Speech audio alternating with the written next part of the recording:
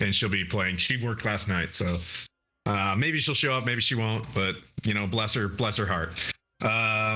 We want to give a shout out to our ambassadorship. I'm not sure how we're going to just call this, but Dice Legion, promo code Stronghold. You'll get 10% off there. And just go to dicelegion.com, or you click on the little linky in the bottom right hand corner of the screen. I don't know where I'm at in this universe, over there. And then we'll get there. So we're in Descent to Avernus. This is 1 year later. Everybody just finished the Armageddon apocalyptic fight with Her Majesty, Her Grace Tiamat. They didn't beat her in her full form. Just want to say she didn't go Super Saiyan quite yet. Is that how we pronounce it? But so they fought her. Great battle of the 5 armies. Whatever happens outside the Well of Dragons, much war, big battling, and then everybody kind of departs for a year, and they level up. A little bit of backstories here and there. We ran that last session. Check it on YouTube, or maybe it's stored on Twitch.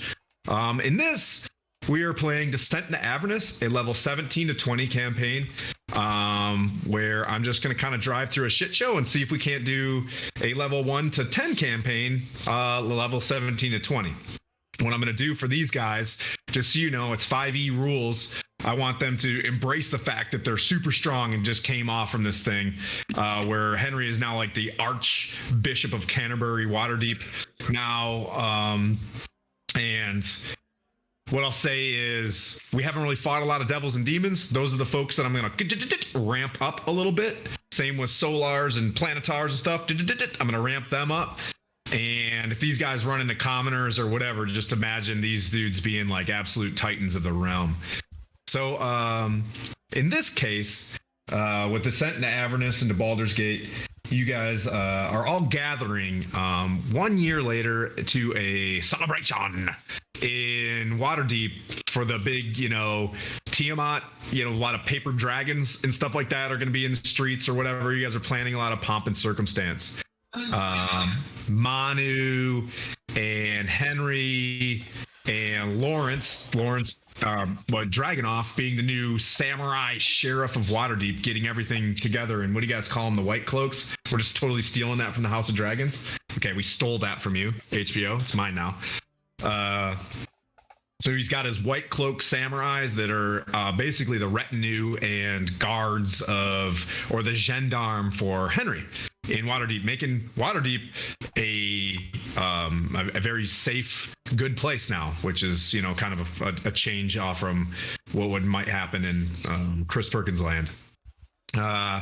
So Kygon and Krokgar, you're riding in your Star Destroyer at the Skyreach Castle, which is a gigantic iceberg flying through the sky. And Connor, you left Darkhold, and you're coming up the Chionthar River. It's the Mississippi of Faerun, and you're pressing towards Baldur's Gate. You walk by, you see El Terrell, the shining companion in the sky, and you keep pressing. Ever so often, a Hell Rider patrol swings by you, and you see where about 10 miles out from Baldur's Gate, you see Skyreach kind of stop.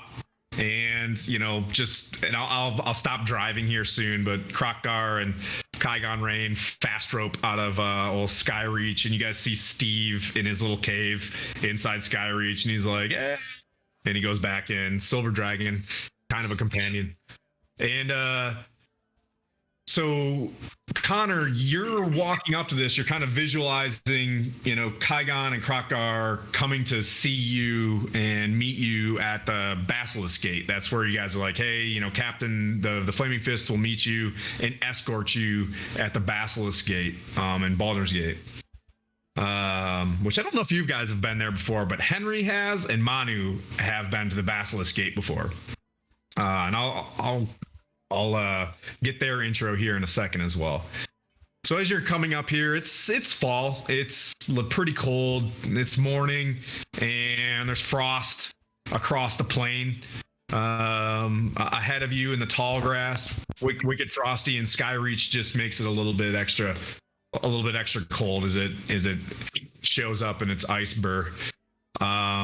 You get there, and you see from your perception, like your level 29 passive perception, a snake flying close to the ground, and it's flies up to you, and and it does its little spin and lands on your arm, and when it opens its mouth, it passes a message to you, and it's from Jamna. Basically the message says,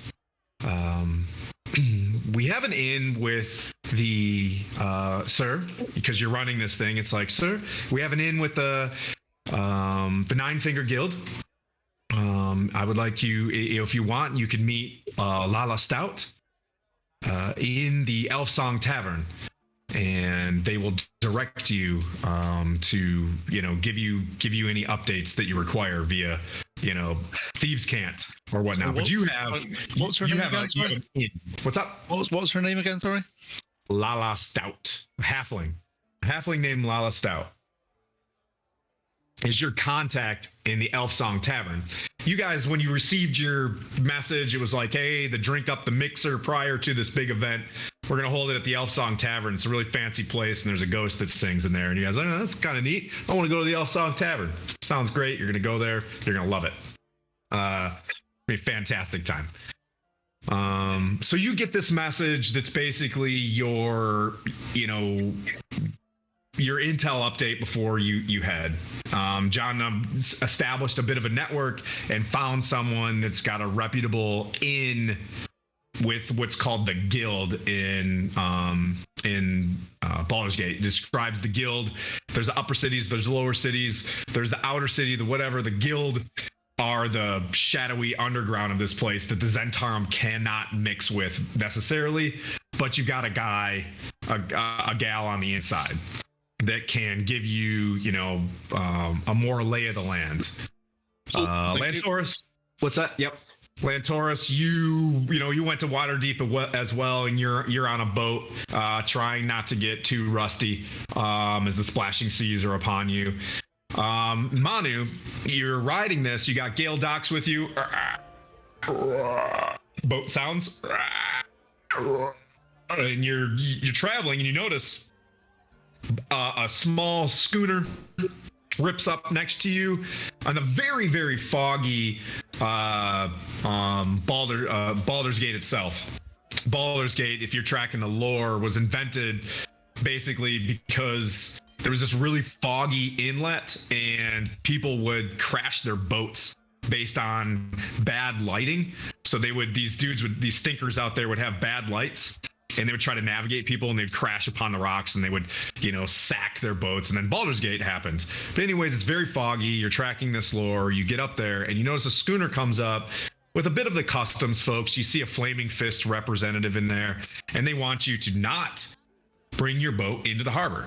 They're not accepting any newcomers at this time, but they want you to go down to Worm's Bridge, and the Flaming Fist will escort you from there. They're fully tracking you, but they can't accept any boats at this time. Gale Doc's like, yeah, no problem. It's about a mile down the road. And the boat, heads on down to this Worm Bridge. You notice Worm Bridge, Manu, because you've crossed it before on your way from Greenest. It's a long bridge across the Choanthar, and it's got a bit of a how you doing? A drawbridge on either side with an island keep in the middle. The boat, slowly gets into the dock. Like you have to moor off, and you bring your supplies and Henry's retinue and Dragonoff. You get off as well. You get to the shore, very bustling. The bridge itself has like stores on it and stuff. It doesn't seem like a bridge. It just seems like a big hodgepodge of like District 9-ish kind of scene on it. Everywhere is like that when you get to the outer city.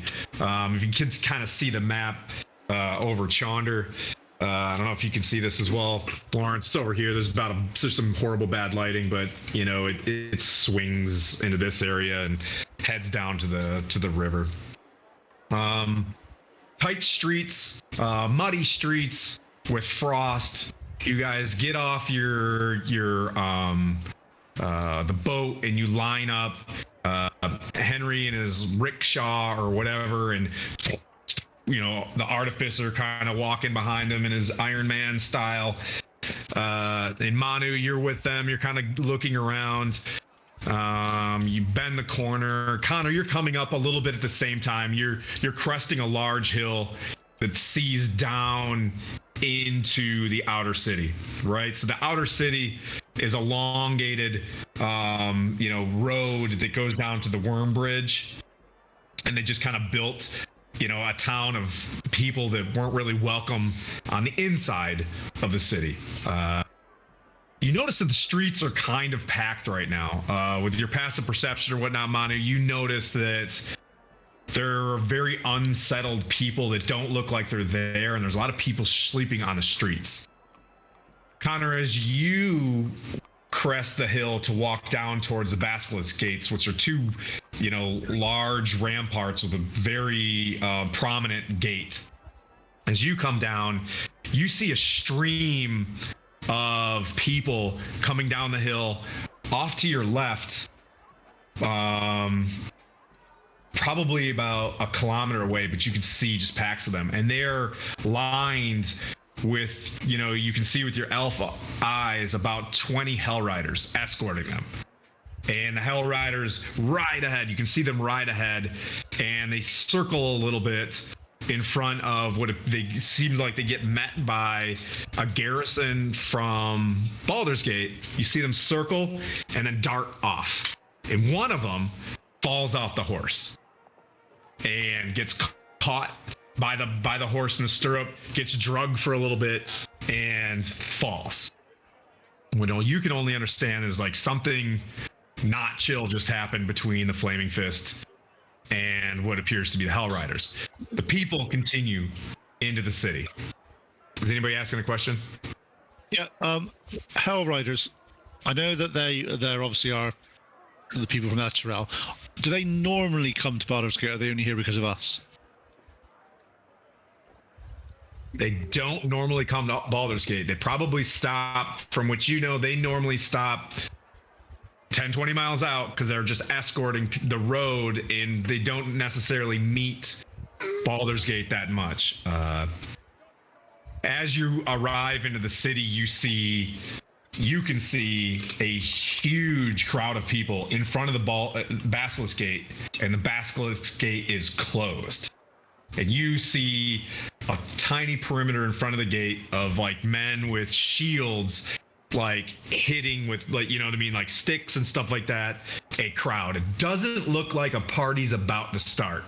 Is there anyone that looks like they're in charge of the guards? Not that you can see from here. It just looks like a row of 10 to 20, not necessarily knights, but like men at arms. And you can now see what looks like, Henry's entourage coming down the street, we'll say from the south into the Basilisk Gate, probably about 200 meters out. So do I think they shut this gate because Henry's there? They shut it to stop people getting into the city. You're sensing panic in the people because they're now running towards the gate. They've left the Hell Riders, and they're now like running towards the gate, and they're running towards another small castle in the outer city. I forget what it's called, but anyways, outer city castle. But there's another keep that's out there. They're kind of dispersing, and you hear kids. I'll see if I can just grab any of the one this side and say, "Oi, what's happening?" There's a lady with like 2 or 3 teeth, and she's like, "We're escaping. The Alterel's gone. You must help us. We must get to Baldur's Gate." It wasn't when I went past it a minute ago.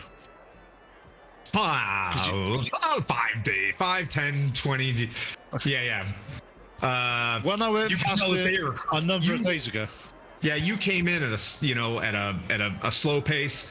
These people have been moving like fast, which is, I would say, maybe it takes a 10-day to get to Alterel. I don't know. You know what I mean? It takes not that long, but they have been hurriedly past you.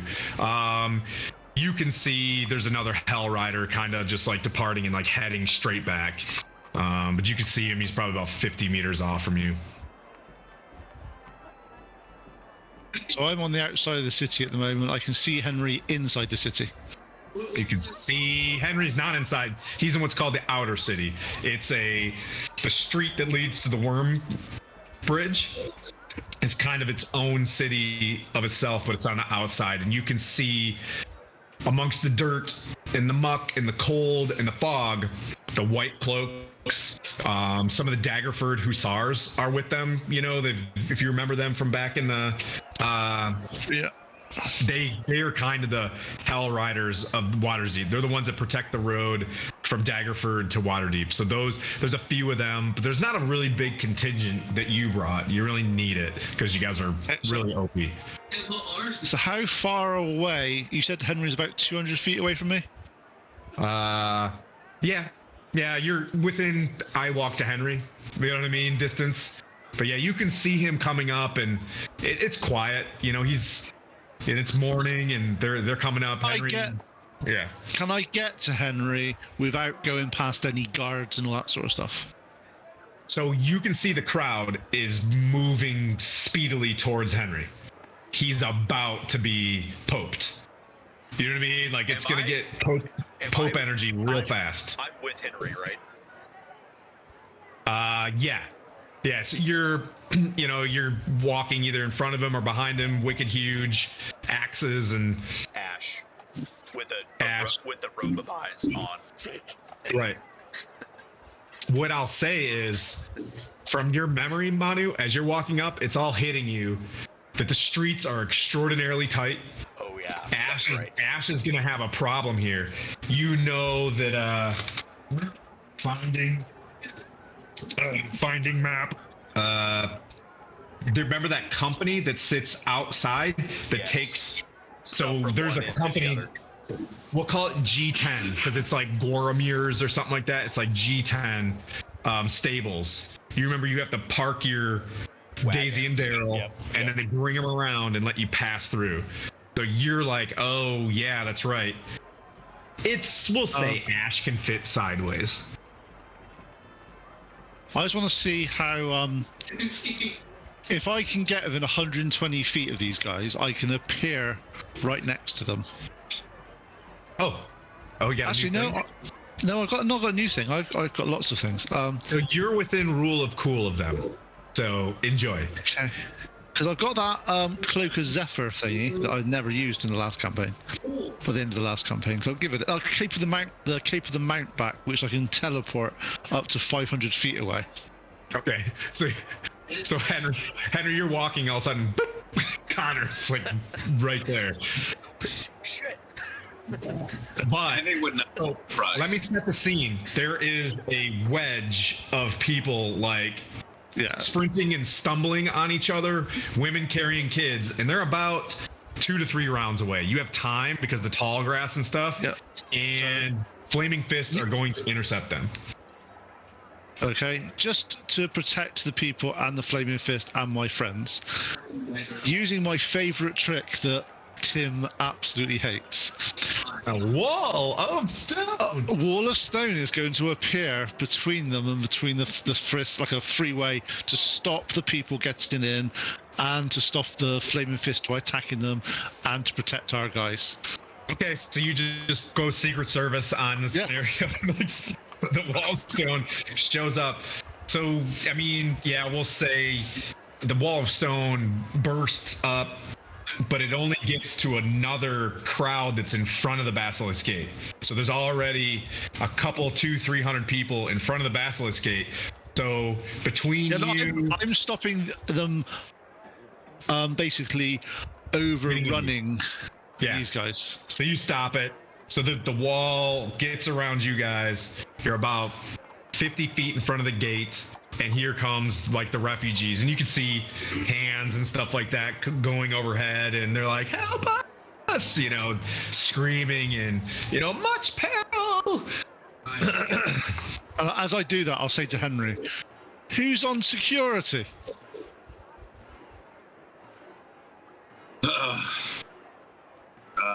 That would be my samurai sheriff. Where you at, samurai sheriff? Where are we at with this? Me and the men are protecting you. We have a nice cordon around you to make sure that the hordes don't reach you and hurt you. You have 4 other like white cloaks with you. You left a lot of them back, but you have 4. So there's 2 on either side of Henry, and you're kind of standing there as well. Can you guys look around and go? I didn't. Yeah, just about. He's a bit quiet, but just about hear him. I'll speak louder. That's perfect. Okay. So I'll sort of say, there's several hundred people there. Oh, you You're left Froggar and Kygon on the hill, by the way. So Kygon, you were sitting there, and whoop, so you guys are on the hill as all of this is happening. No. Oh, My thing comes with a square we can all walk through. Okay, so a wizard and a barbarian, a dork show up at the same time. So you guys are all there. Got it. Love it. Okay. So And then you all I look at Connor like, so this is what it felt like inside Tiamat's temple. This is what you guys are doing. You want to do? You're good. I'm good. It helps. I had a much better view. I'll just say that. Yeah, you also got months more. That's true. That's true. As I say that, you can still see you got scars in places. That's quite impressive. It's the same wall. That's amazing. Hey, did Tim disappear? He went to I go have a grab question. something. I'm going to play the Book of Exalted Deeds in a second, guys. Uh-oh. Logan. Let the dogs out. What you guys find ridiculous is I'm now wearing a robe completely covered in eyeballs. That's right. I forgot. So you literally look like a fucking birthday party clown. Yes. Turtle. But the eyeballs are closing and opening. Like one's a dragon eye, one's a kobold's eye, there's like all different shapes of eyes on it. It's pretty rad. Retreat when they go out. All right. I'm not attuned to it. I'm just wearing it because I think it looks cool. So to your front, Connor, you see, an oily black hair, full plate mail, mustache, and afternoon, shadow of a shave or whatever. You see some sort of, knight that you recognize as Captain Zodge from previous, you met him in Elturel. He was one of the captains of the Flaming Fists, and you see this guy coming to you, and he is punching like people getting to you, just like he's not having it. He's face pushing people and like moving them, out of the way, and he's trying to get you like, come on, let's go, get in here. Come on. Hey, idiot. You don't have to be such a dick. The Flaming Fists start making a path from you guys, and they're just like pounding people. So Tim, Yeah. I'm going to use my book. Use the book. I'm using the book. I'm going to put my halo on. Okay. So this gives me persuasion. Now the folks encroaching, are they evil, aligned? Because then it's intimidation. Some might be. You know what I mean? Like some people are, some people aren't. They're commoners. You know what I mean? Okay. Like some people have, selfish desires and vectors and stuff like that, and some do not. But mainly good because they're coming from Eltergard, which is so they're good people. Okay, I'm gonna calm everybody's ass down and chill everybody out. This works within 10 feet of me, Okay. but we'll see how this goes. Do you want to get up on top of the structure that we have here and make a sermon? I could. Friends, countrymen, Baldur's Gateans. I can. Someone just takes a tomato and just. So that's a 24. That's pretty good. I got a +7 plus advantage on this one, so. Okay, so you get up there and your mom's spaghetti and palms are sweaty, and you just, you know what I mean? You're just rapping the best, open mic night of your life. Okay. All right, so yeah, you up there. Calm down, pussy. Yeah. So the people calm down, and what I can say is, for the most part, what are you trying to get them to do other than calm down? So what you're gathering here, you're hearing Elturel is gone, and you overhear a little bit like, we don't want your curse brought here, and they're trying to push. So you get the idea. Baldur's Gate doesn't want this whatever plague is coming.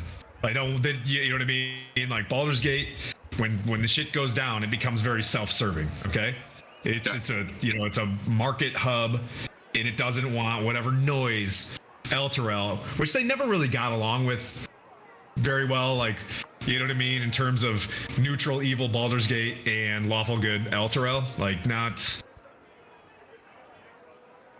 bros. So basically, just get these guys to calm down. We're not here for that. This ain't on us. Okay. As best as I can politically deny having relations with anything. Okay.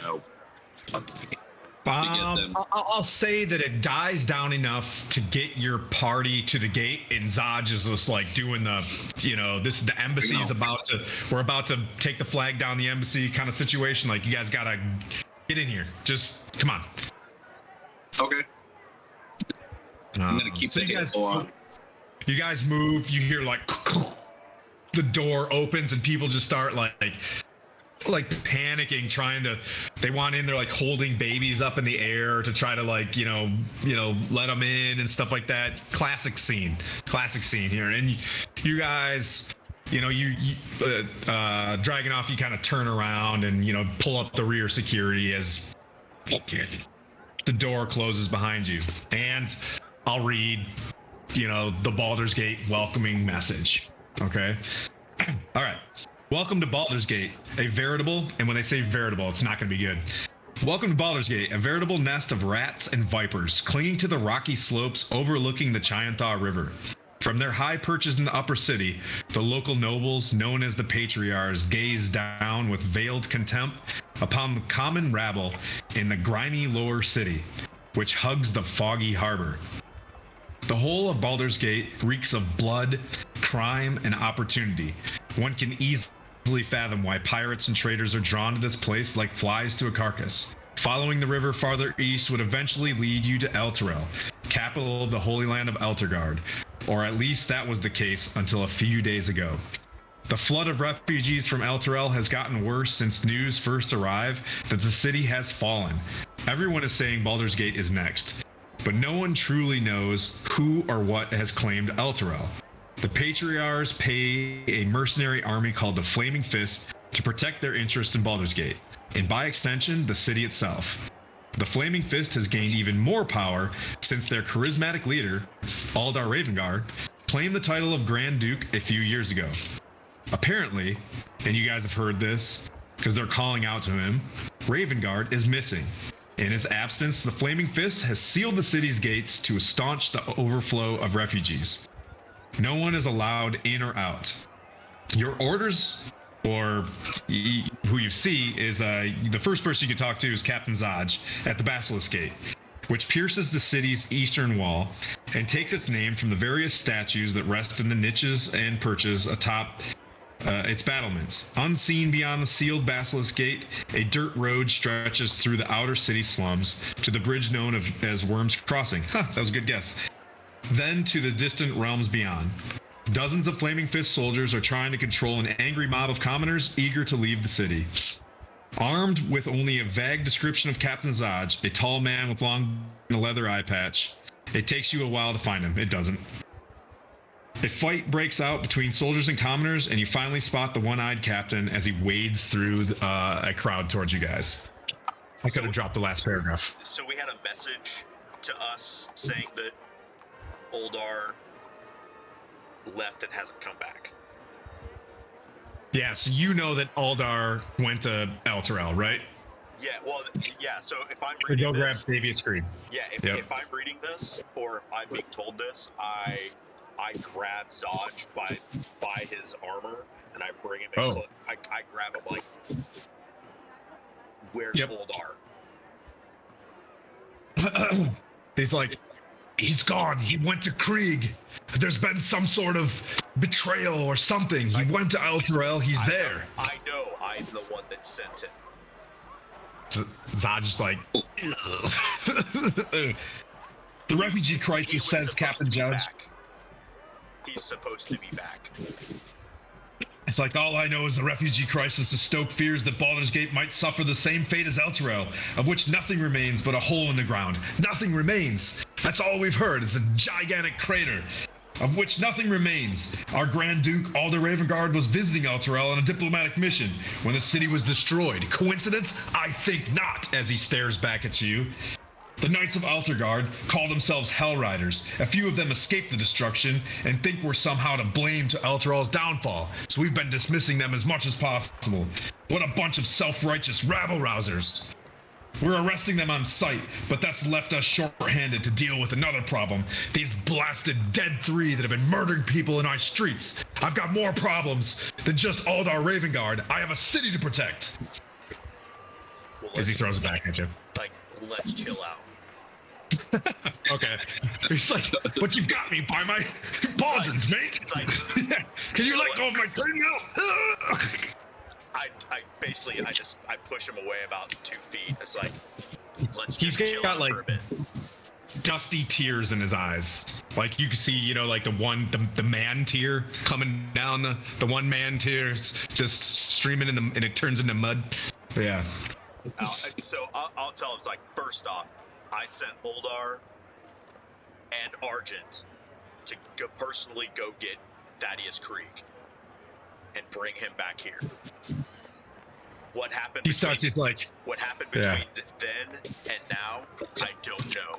But I asked them to personally escort Krieg to this ceremony today. you guys are all within earshot. He's like, the past year has been a nightmare. The Dead Three, and without the help of the Guild or the Flaming Fist, have been bolstered. Baldur's Gate has long been plagued by the followers of the Dead Three, the gods Bane, Baal, Miracle. I thought we had wiped them out, but apparently not. These purveyors of fear and death are taking advantage of the current crisis to commit murder sprees throughout the city. Who knows why? As my appointed deputies in this matter, if you could help me, you don't have to, because of course, you're pretty awesome yourself. Hang on. Just anecdotally reading these things. Let me finish my thing. As he starts going on to the monologue, and I'm like, wait, 2 secs. You're telling me this has been going on for a year and you've not raised it to this level already? Oh, Baldur's Gate's got its pride. Aldar was here. Yeah, but why didn't they tell us? Why didn't they tell anyone? We cannot solve problems we're unaware of. Yeah, you could talk to the dukes about this. Like, I'm kind of just, on the... As you do that, I'll turn to Henry and go, Henry, sort out your dukes. Church and state, baby. Church and state. Yeah, I know you got Halo, but look, at least... Actually, wasn't one of us named the Lord of Waterdeep? This is Baldur's Gate. Yeah, it wasn't. Baldur's Gate's Baldur's Gate, you know what I mean? It's the Chicago, and then there's New York, you know, and you guys just like St. Louis. I don't know. The bottom line is what you're getting from him, to speak anecdotally, is that, you know, as I was getting ahead of myself a little bit, as a DM does, things have just escalated a lot. So things were fine. It's not over the past year, over the past 10, it was like something feels crescendoing. But you're tracking that the city of El Terrell is a pit right now. Like that's important. That's we want to keep that IOU somewhere. It's a pit. As I said, did Etrell have that light that protected them? I don't know. They had a lot of self-righteous. No, they had the glory big light things in the everywhere.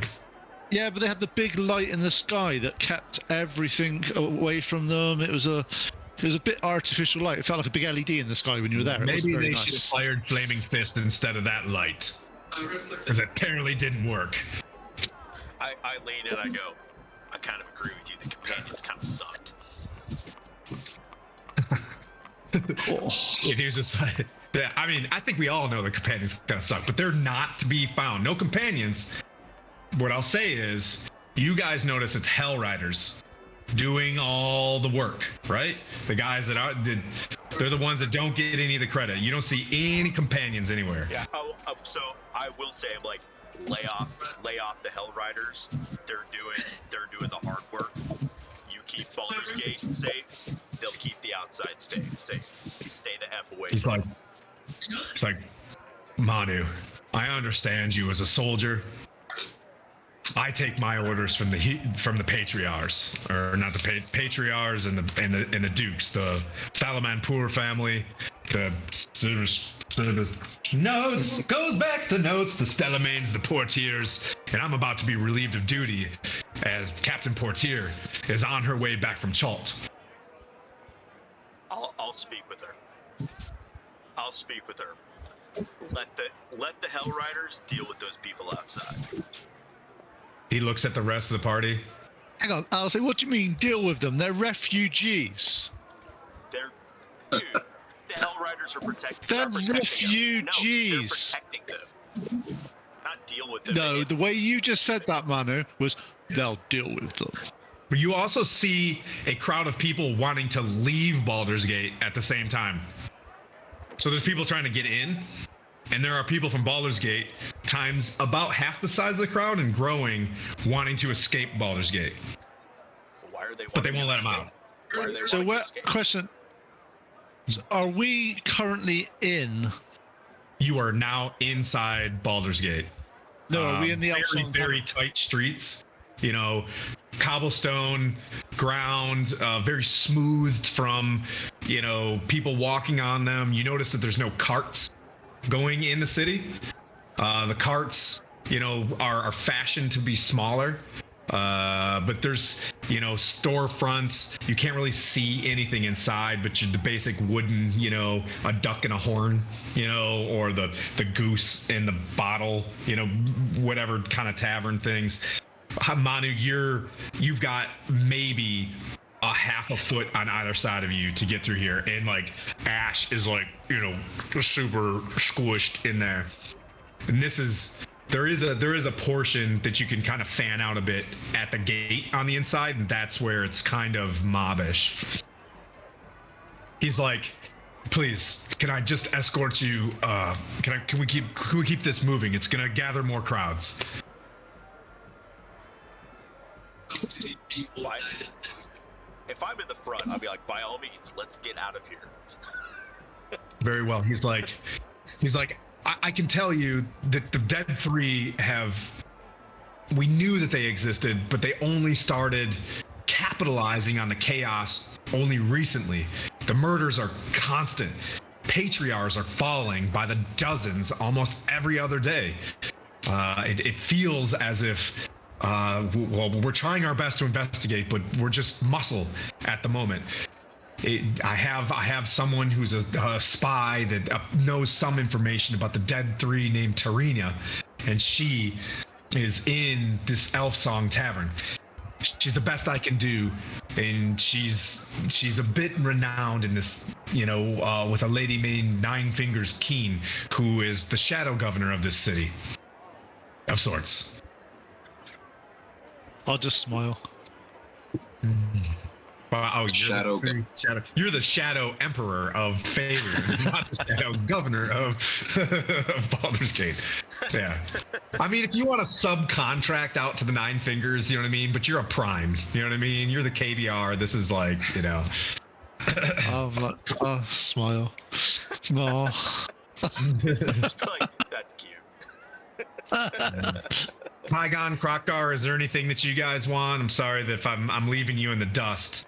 No, you're good. I'm trying to soak up everything that's going on. So Yeah, you guys are just doing Ranger Barbarian things. Like, why? I'm sorry, you're a rogue now. I apologize. So it's gonna take me a minute. A rogue fighter, something super meta. So you've got like, you're kind of just hanging out together, but you guys are from, the Blue Ridge Mountains, as it were, and just kind of like, yep, this looks like a lot of people. It smells of sewer. It's wet on the ground from people dropping and spilling their chamber pots out on the street. People come out with like hot water ever so often and splash it, and just an aroma of street shitter like everywhere. Sounds like Bourbon Street. Yeah, it's Bourbon Street times 1,000. It seems like Chops, Chad, and Chaz right now, as like everybody's like kind of rioty, and it's not what you expected at all. You were expecting a very calm Baldur's Gate. That what you've heard over the past year, as I got ahead of myself, I apologize, was kind of turning itself around with all the Ravengard, a lot of order, and he wanted to have this celebration to prove that the city was on its up and up. Does that make sense? That's not the case. It all went to hell in a handbasket like really fast. You guys are in the lower city, which is like Scrubsville.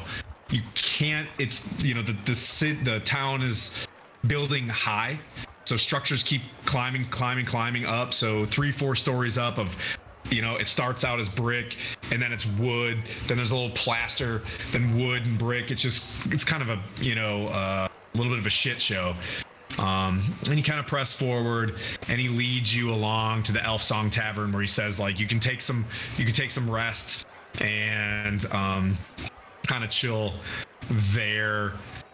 Meet up with this Tarina if you want to, and then maybe if you guys could just go about your way. But Baldur's Gate is really in a bad way, and if we could use your services to at least get this Dead 3 under control until Aldar gets back, we would appreciate it. You don't have to. The Flaming Fist can keep muscling. If you guys can figure something out to help me out, this is what Zaj says. Much appreciated. You don't have to. Anyways, there's only one storyline that you can click, or restart character. It's like new character storyline. So there's only one magenta line, and then it breaks up. I promise. So I'll have a word of. I'll actually have a word of Krokgar first for a little bit, just because. Okay. So you're walking there, budging and nudging people for the next. No horses, no mounts. You guys have to walk in. What I'll do is I'm going to talk to Krokgar in feast cant and symbol and hands and all this sort of stuff, because no one else can understand it. And I'm basically just saying where we're going. It looks like there's going to be some multiple. This Nine Fingers looks like it's a local. Let's just say a local thieves guild. We need to keep an eye on them, see if they're actually. They won't know that we're. Definitely heard of the guild. Yeah, they're going to be the dodgy ones. We just need to keep an eye on them, see if we can. They might not realise that we can understand feast cant, so if we try to keep it to a minimum, and then we may be able to pick up some of their sort of communications without them realising it's us. Sweet. Oh, that's right. Do you have thieves' cant as well? Yeah. Tight. Cool. No doubt. Okay. That's basically just gang signs, right? Yeah, but it's gang signs with a mixture of sign language. It can do everything. Oof. but it's done in a really subtle way, so you can't see it. So you're not. It's like the mom in No. Doom. Can I do an admin real quick? So I have maps out, right? But I want to let you guys loose on this super sleuth when you guys start feeling it. So I've done a lot of battle map stuff. I do have a 40 by 40 of Dwarven Forge, like an L shape, and I can do whatever if something serious breaks out. But if you guys start running, just expect a lot of theater of the mind battle. So be patient. Hey, am I in melee mode? Am I in range, kind of thing? And can I use words like, am I melee? I'm moving to flank, and I want to go into range. I want to hide. Does that make sense? And I'm gonna just be like, yep, you're good. Okay. Yep. All right. Very basic stuff. So just ask a question. Be like, am I hiding? Or, is anybody coming to me in melee phrase? And I'll be like, next round, someone can get up to you or something like that. Does that make sense? Yeah. Yeah. So basically, I'm just doing this on the way there, just so we can keep an eye on things. See if we can notice You what do they're saying thieves to each camp. other. When you do thieves camp to him, you notice that someone responds to you also. But it's just like, what? That's how many thieves are in this area. So as you were thieves canning him and your perception, somebody responded from like a balcony, like leaning over as you guys are walking up. You're about a block away from Elf Song Tavern. Someone just gives you a, how you doing? I don't know. Thieves can't. I will just in sort of listen. Doing okay. Just a nice sort of like fine. Okay. Also, Nothing we're wasn't. walking, with all of my many eyeballs looking all over the place, I'd kind of like to see if I could notice anybody possibly following us. Oh. About 30 people are following you guys. Like Lantoris has like 4 kids like asking for crayons. They're like, give me a pen, give me a pen, give me a Right. pen. Not- If anybody has been there, if you know, you know. But anyways, but not that kind of following us. Like yeah. like some, how you can look at a crowd and you can see that the crowd is the crowd, but there's possibly somebody who's trying to be part of the crowd, but is actually not a part. So Mana, you're looking for someone like me Yes. in the not crowd. You. That's not you. That's not me. Yeah. Go ahead and roll your perception check, brother. Plus 9, 25. 25? Yeah. As you look back, you see probably like 30 feet back, there's a cloaked, you could just see a woman, and she breaks off to the side. But you'd have to stop, break the crowd, you know what I mean, like head back. But you see someone, as you're staring, someone breaks off. Hold on a second. I know I can do something. I'd say 30 feet back at an alleyway, a tight alleyway. Someone breaks. As soon as you make eye contact, they like, because they were perceiving, you at the same time, and they're like bolted. Right. Okay. So I just saw somebody. It's like, I'll take note of that and continue on. Okay. All right. So you guys break into what I think I've got kind of a little bit of a picture of, a town square. It would be a little bit tighter. Okay, imagine being a little bit closer, and you guys see, I've got the Drunken Duck out there now, but that's the Elf Song Tavern. And you see a harp swinging on a piece of wood from, the brick wall, right? Like classic, there might be a tavern here, and you can hear the bing ding dangs of lutes and flutes going on the inside of this place. And you're a little bit outside of it.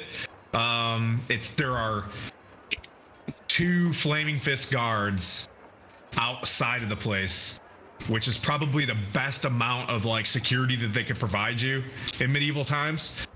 and they're kind of checking. You can see them checking people, and they'll let a guy through or whatever. But they're kind of this is the best they could do to keep this open for you guys. But you can tell that's the Elf Song Tavern, and it's well lit. You can hear like the chimes and the bing dangs going on in the inside.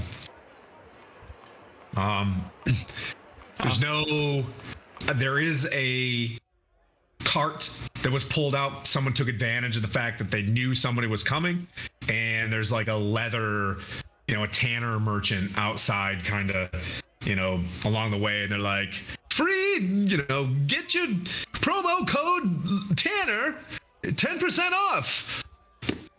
Whatever. I need a break. DiceTanner.com. When he starts smoking. Yeah. And he's selling scarves and rugs, It's rugs and scarves. Is this another if you know, you know? If you know, yeah. Everything's made of brass from the flat range that lives outside of Baldur's Gate. Like, what do you know? We have brass everything. Yeah. What else? What am I missing? We are ahead. He lets you in. He gives you a little bit of lore. He's like, this is a really great place. I eat here often. Whoop. What did we lose? Did we lose somebody? No. Oh, yeah. You're still here. Here. I'm ready. Yeah. Sorry, that was a Discord thing. So he lets you know, he's like, the Elf Song is a really cool place. You hear this woman singing ever so often about a lost love at sea. It's kind of cool. It's just like it's like a haunted place, right? Because it's Faerun and there's ghosts fucking everywhere, which good luck sleeping at night. But anyways, this place has a particular ghost that sings about her long lost lover, lost out at sea. I said that 4 times. Anyways, I'm not foot stomping. Just I'm trying to stick to the lore to keep Descent of Avernus tight. Switches pages. So for the first chapter, I'm going to kind of stick to the notes to kind of give you, pay respect to Descent to Avernus, so. Okay. As we walk into the Elf Song, I want to very inconspicuously just passively look around to see who's there, what's around. Try not to do the stare. Is that you? As you look in, to flanking the door itself is an animated suit of armor and a half ogre. And as you go to push the door open, it pushes back against you, and you're like, you just hear like, hey, who is it? We're full. You're full because of us. Oh, sorry, my lord. And the door kind of. Oh, I'm so sorry. They're here. And you can tell it's a bouncer, right? And there's a half elf, really clean looking half elf guy on the other side of the bar, and like, oh, welcome. Keep playing, and you're like a bing dang, a bing ding dang, a bing dang. It's like 2 guys that I didn't paint, and they're over here.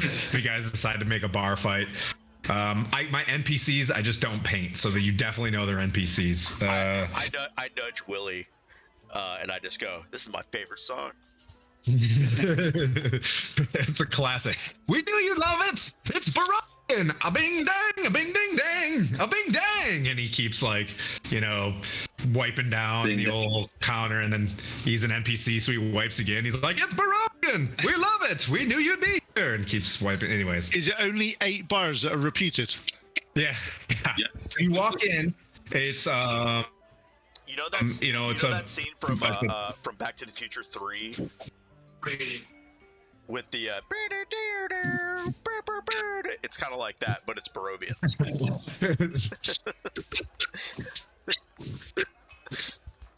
Page 13. We'll pass page 13. Was that ZZ? It was easy top. First concert I ever saw. That's how old I am. All right. Beep, boop, boop, Elf Song Tavern. So it's a loud. It's a bit loud in there, and echoey. In your front is an L-shaped bar.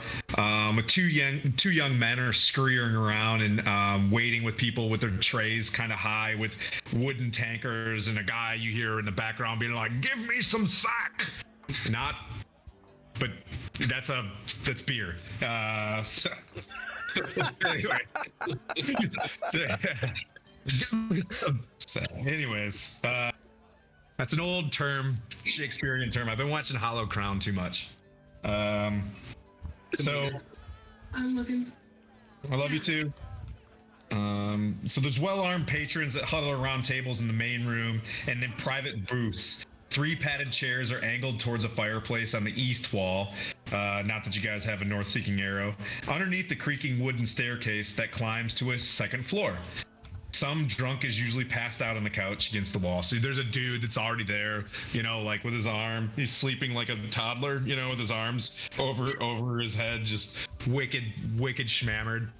And people are kind of singing. You see, like not alcoves, but like 3 kind of private tables off to the side with curtains loosely closed, but they're open now because you guys are in there. People are trying not to act like you guys are a big deal, but you can tell that maybe 2 or 3 of these people are probably patriarchs of the town, and they're coming to the bar on a kind of like a name only kind of establishment. Connor, yep, you're here. So you guys kind of arrive, and I'll let you have your first move, and then I'll take it from there.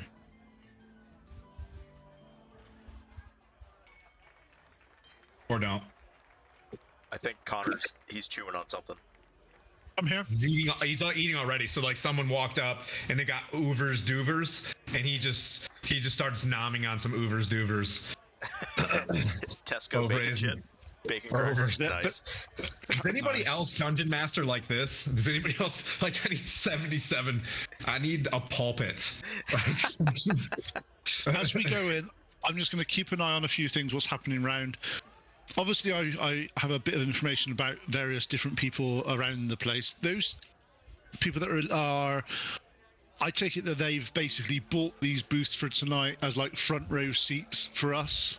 They did, yeah. You get the scene that like there are people who are regulars who get to go in there and drink because of, you can tell there's paintings of rugby being played on the side, like this is your sports bar, and there are folks that play Baldur's Gatesby, and then there are folks that are pretty well dressed in a seedy kind of tavern, right? So what I'm going to do is I'm going to do the once round, but I'm going to not do it. I know how to avoid looking like you're looking for people. Yep. So I'm just doing a very inconspicuous, just look round. And as you do this, you kind of look and you start hearing faintly underneath the song, like, "In my long lost love at sea."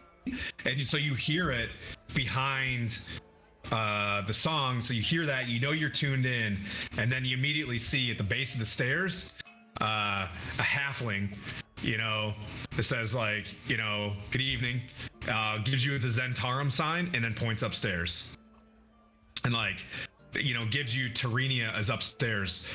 I was looking for. I don't know what's going on with Elturel, but it leads me because Lala Stout is a Zentarum who's trying to infiltrate the Nine Fingers. Wait, for one more person. But she identifies herself and points upstairs. I will just get Manu's and just sort of say, just do a back it a bit. I'll go, Roger. I was going to be outside, leaving Ash and giving him some animal husbandry directions to. Oh, you're outside? You're chilling outside? For the moment, yeah. For the moment. Okay, thank you. All right. You see, Krakar and Kaigon, are you in there? Yeah. It's it's day drinking hours by now because you guys kind of dealt with this. It's noon, right? And a dude comes up to you with a flask. And he's like, it's a human commoner. And he's like, puts his hand on your shoulder, Krokgar, and he's like, Skroldar, I run a ship called the Morning's Mist. Lobster and crabs and shit, you know what I mean? Buckets of stuff. He's like, I'll bet my last copper piece that those so-called refugees are advanced scouts for an army that's preparing to attack from outer. To take his hand and kind of just like That's all he said. I mean, that's his NPC. What would you ask him? I said I'm gonna take his hand and just kind of like. He kind of lifts it. And he's like, "Oh, my bad," and then he sniffs it.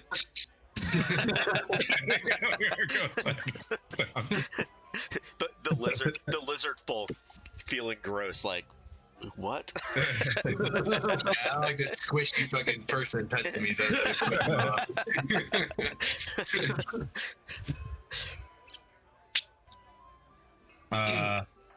But that guy goes and says that, and from like within earshot, you see a halfling female that's sitting at the base of the stairs, shout out, "The Flaming Fist is decapitated. The captains have already bickering over who should be in charge, with Oldar Ravengard gone." And she gives like a sign a little bit to you, Connor, as well, but she's kind of just acting as, NPC words to kind of keep it going, and she takes her pint glass and starts drinking it with let the froth kind of go down, and feigns to be drunk as well. The bartender's like, "Oh please, can we not talk politics tonight? I can almost hear her singing." Keep playing though. A big dang. Dang. A big dang. Your grace, as he says to as the Faerun Pope walks in, the Archbishop of Waterbury, Canterbury, Waterdeep. Yeah, sorry, my bad. Anyways, there's a booth like set aside for you as well, and of course, like, they don't know how to act. It's like got water and cheese and bread. It's like very like we don't know if you drink. Yeah, I will halo up again, Oh, nice. and I will attempt to chill everybody out. And I know Henry knows that Connor and the rest of the party is going to be trying to ascertain more information, try and get more information out of the place we're at. All of my conversations are going to be leading as Connor's trying to get shit, you know what I'm saying? So I will intentionally have open conversation to try and get people to speak. Yeah. Does that work? People are talking. People have been they're all like, three or four pints in, been waiting for, you guys to arrive. When you get the idea that they've made your ship take the long way around, right, so that they could get their shit together. Like, you could tell that this bar is usually pretty gross, and they cleaned things up, but there's people that are just too drunk to get out of the way. Like, one of the alcoves is like stacked with like 4 drunk dudes that are just like sleeping on the table that were up there all night, that they just couldn't get out fast enough. They give you a spot, in the top right-hand corner near where the stairs are. And Fulton, a young boy, doesn't have a beard or anything like that yet. And he's like, "Master, your grace, what can I get you?" So it smells like pine oil and beer right and now. And vomit. It's pine sol and vomit. Yeah. So it does smell like Bourbon Street. Nice. Yeah. Another one of those, if you know, you know. Yeah. I've seen too much. 26 on persuasion. Makes my hair look weird. And my attempt with that roll is to get people moving and speaking in such a fashion that Connor and the rest of the guys can put together the puzzle. Okay, people are back to normal. You're being boisterous and, hey, setting people at ease. The music carries up. Moments go by. People start having their own conversations. Calm down, everybody. Bring the Pope a beer. Yeah. Okay. With the roll, you with the coinage that you have, buy around and kind of ease people's nerves, and the band keeps playing. Wait a minute. They're definitely from Barovia. You can see them. They're like, We're Kardashian rich right now, right? Aren't we, Manu? Yes. super rich. Super Manu duper. definitely is. Manu's got a business going. Yeah. So that's So one of we're that's, gonna- yeah. Well, continue. We're gonna open up some kegs for these people. We're gonna make our arrival, and if I can, is there still the crowd outside? Yeah, there's a crowd outside. Here, I'm just gonna hold. Yeah, we're gonna feed. You said there were refugees out front too, You. outside No. the gate. No, they're out the Basilisk Gate, probably almost a mile away now. You guys Okay. left that behind you, as you neutral goodishly do always. You know what I mean? Like, All right. you're like, out of sight, out of mind. Anyways. So if that's the case, because again I'm popish now, not the Pope, but popish. Bishop, So I'm gonna Waterdeep is quite a big deal, So Manu, I would like to feed these refugees. Can we send? Yeah. Okay. Food yeah. out. Find the biggest goose. Yep. Yeah. Yeah, so you do that. Find them Yep. food.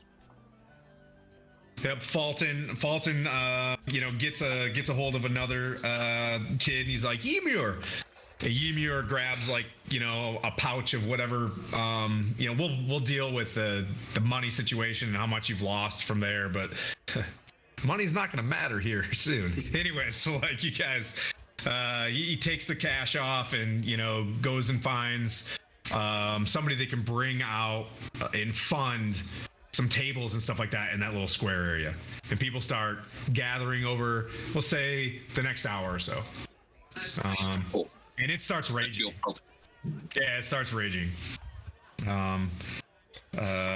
So Before going Go ahead. inside, I was going to leave Ash to the side of the guards and wrap the robe of eyes around him. okay. And Definitely.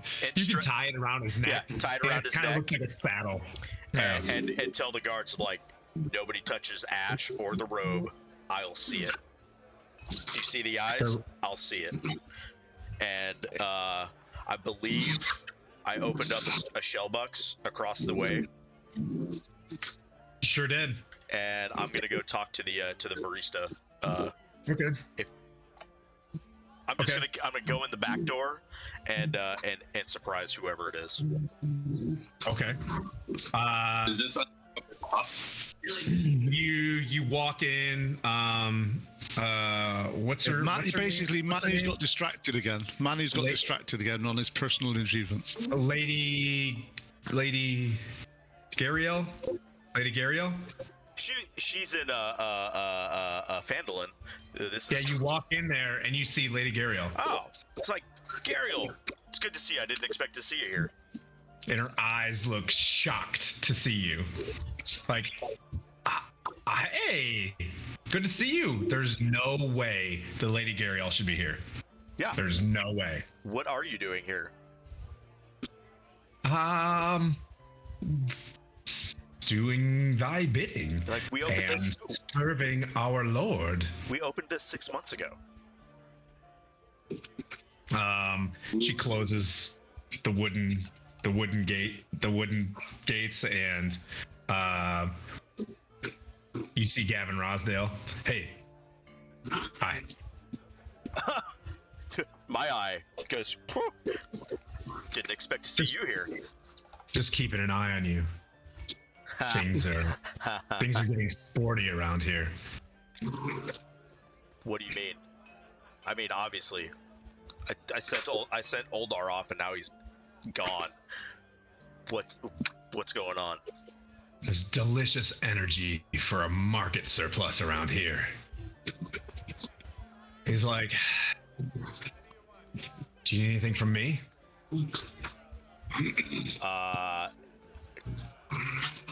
Great work with Aldar. You're doing a fantastic job. Keep it up. You're welcome. Where's the what's it? Tell me more about the shield. Yeah. Hold on. The shield. The shield of the Hidden Lord. Tell me more about it. It's something that I would like you to get control of if you would, but that's all I'm going to tell you. Just get control of it.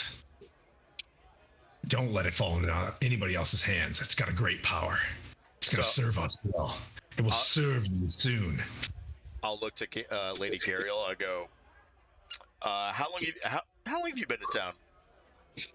It's not the he was Lady Gariel. Oh, he was Lady Gariel. Yeah.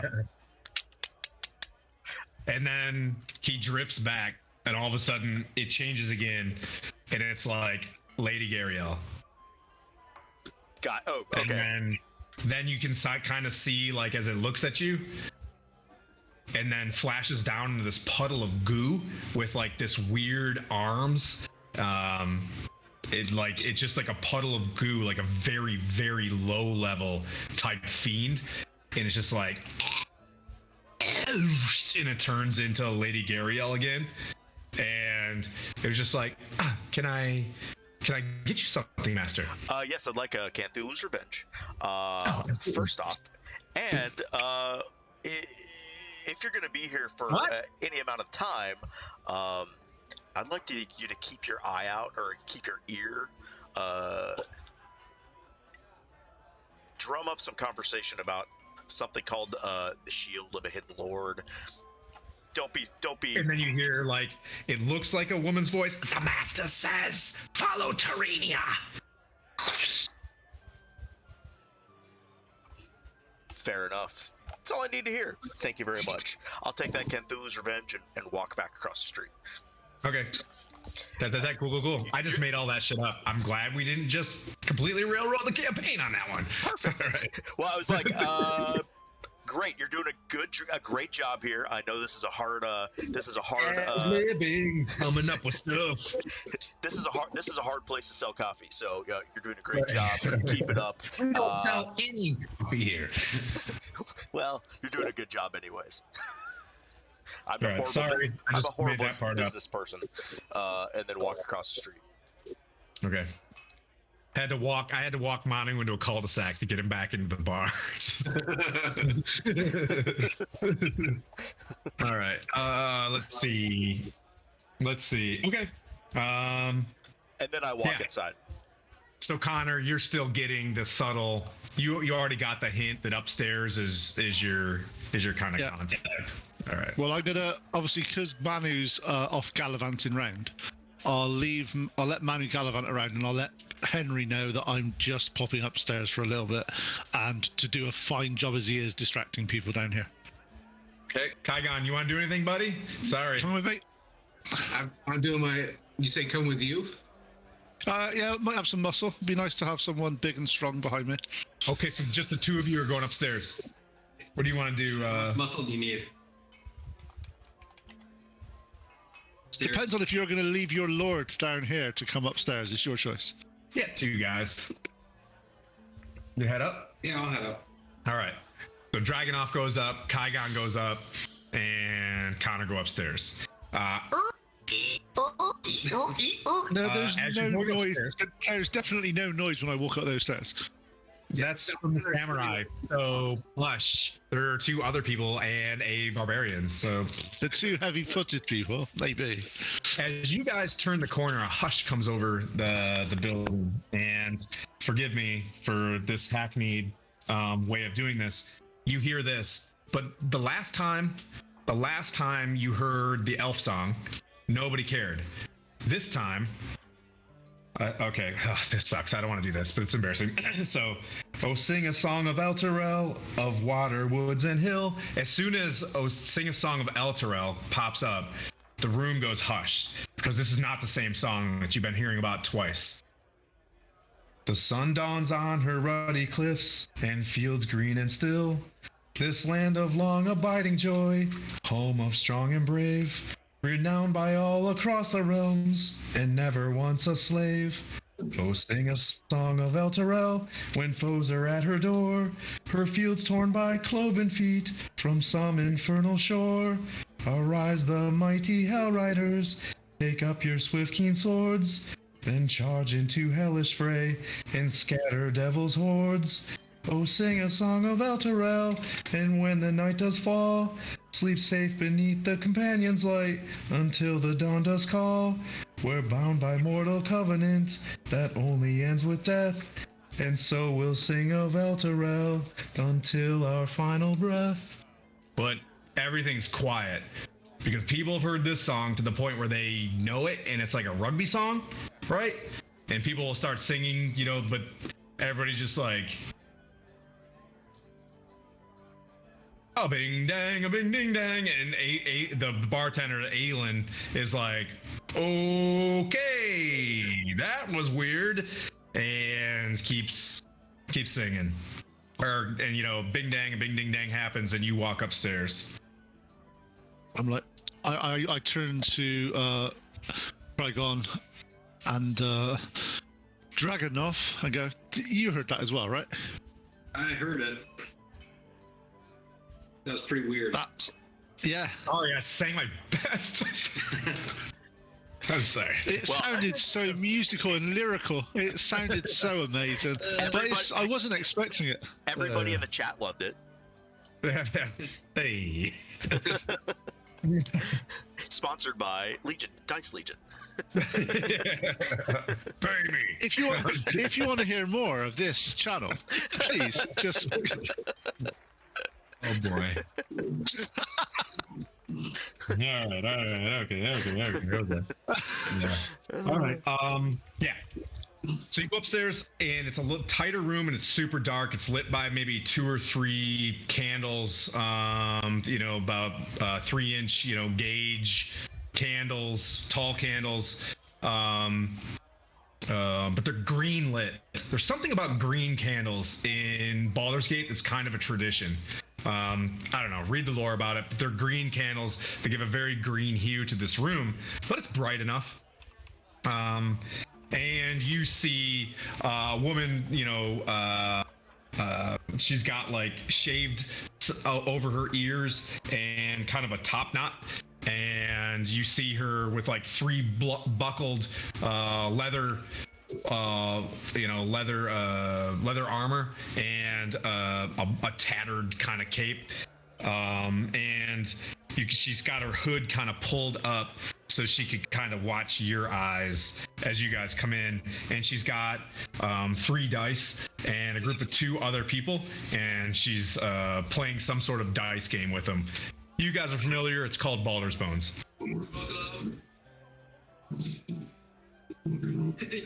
Okay, so as I walk over, I will sort of say, Tyria, I presume?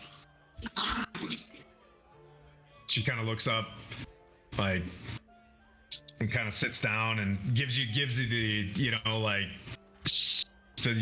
you know, yeah, how can I help you? I don't know, that's not what she sounds like. As I sit down, can I help you? I will start talking about the crowds outside and all this sort of completely trivial, useless stuff. But whilst talking about that verbally, I'm going to be using Feast Cant to talk to her in code. So if anyone's overhearing, they'll hear us just talking about how horrible it was outside, how we had to get the storm reach inside this place as fast as we can before they got overrun and all this sort of stuff. But I'm just basically going to be asking her directly, what the hell's happening here? She kind of she says, like, there's no other thieves here. It's just like she's checked it out. And I just go full into, yeah, she's like, what fortune that you're here, can you help me? last time I was in Baldur's Gate, it was looking like it was doing well. It looked like it was on its way up. What's happened in the past year? This is Baldur's Gate. You know, she this is me like texting. She's like, this is Baldur's Gate. It's you know, losing Alder Ravengard over the past 10 days, and the dukes right? She describes you that there's 4 dukes. They're very competitive against each other, with Aldar being gone, who was the only source of maybe balance and goodness in this area. Now that he's gone, there's a very deliberate effort to usurp him completely. You could tell that somebody was waiting for the opportunity. So as she says that, I sort of sign back to her and say, I would have thought someone in your position would love the chaos and lack of law. There's a difference between chaos and law. This is just murder for the sake of murder. It's understandable. So what's this thing about the dead 3? She's like, let's play. And she kind of gives you a heads up. She's like, I used to serve for Captain Marusco Cesperin on Uncivil Servant. She says out loud, she's like, Tarinia. And she kind of signs, that's not my real name.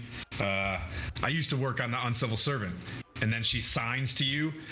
I worked on the Uncivil Servant for about a year, and I wasn't getting paid enough for my efforts. So I took a lot of money from them, and they found me. So they've got a collateral over you then. Yep. So I let Captain Zaj know that I know that something. I just need help, right? So you get the gist that as you guys are playing Baldur's Bones, and you guys can play if you want. If you got to do an Annie, it's like playing blackjack. You just roll 3 die, and you roll until you get 21 or bust, and then so the last person, so she's the host of it, so you just go around the table. It'd be like you roll 3 6-sided die, Kaigon roll 3 6-sided die, and you kind of go and do whatever. So we can do that if you want, or we can just kind of press. But anyways, Game of dice, guys, or do you want to carry on? Yeah, I'll play. I want to roll. okay. Yep. So Karenia says like, you first, as she's kind of, thieves camping me. She's like, if you help me, I'll help you. But they're on their way. I'll message her, as I'm talking to her, I'm playing dice, I'll say, there's multiple ways I can help you. Okay. No. So what'd you roll? We'll go with the Dragonoff first, and then Connor, then Kaigon, then her. 7 total. 7? Yeah. So you can keep going. So we'll say the ante she'll say is, let's do this for, what did we say? 5 gold pieces. 5? All right. Good. All right. So you can keep rolling. 6, 9, 10. Do you roll one dice at a time to do? You have to roll 3. So she'll roll 3, and then you have to roll 3 again, not just 1. Yeah.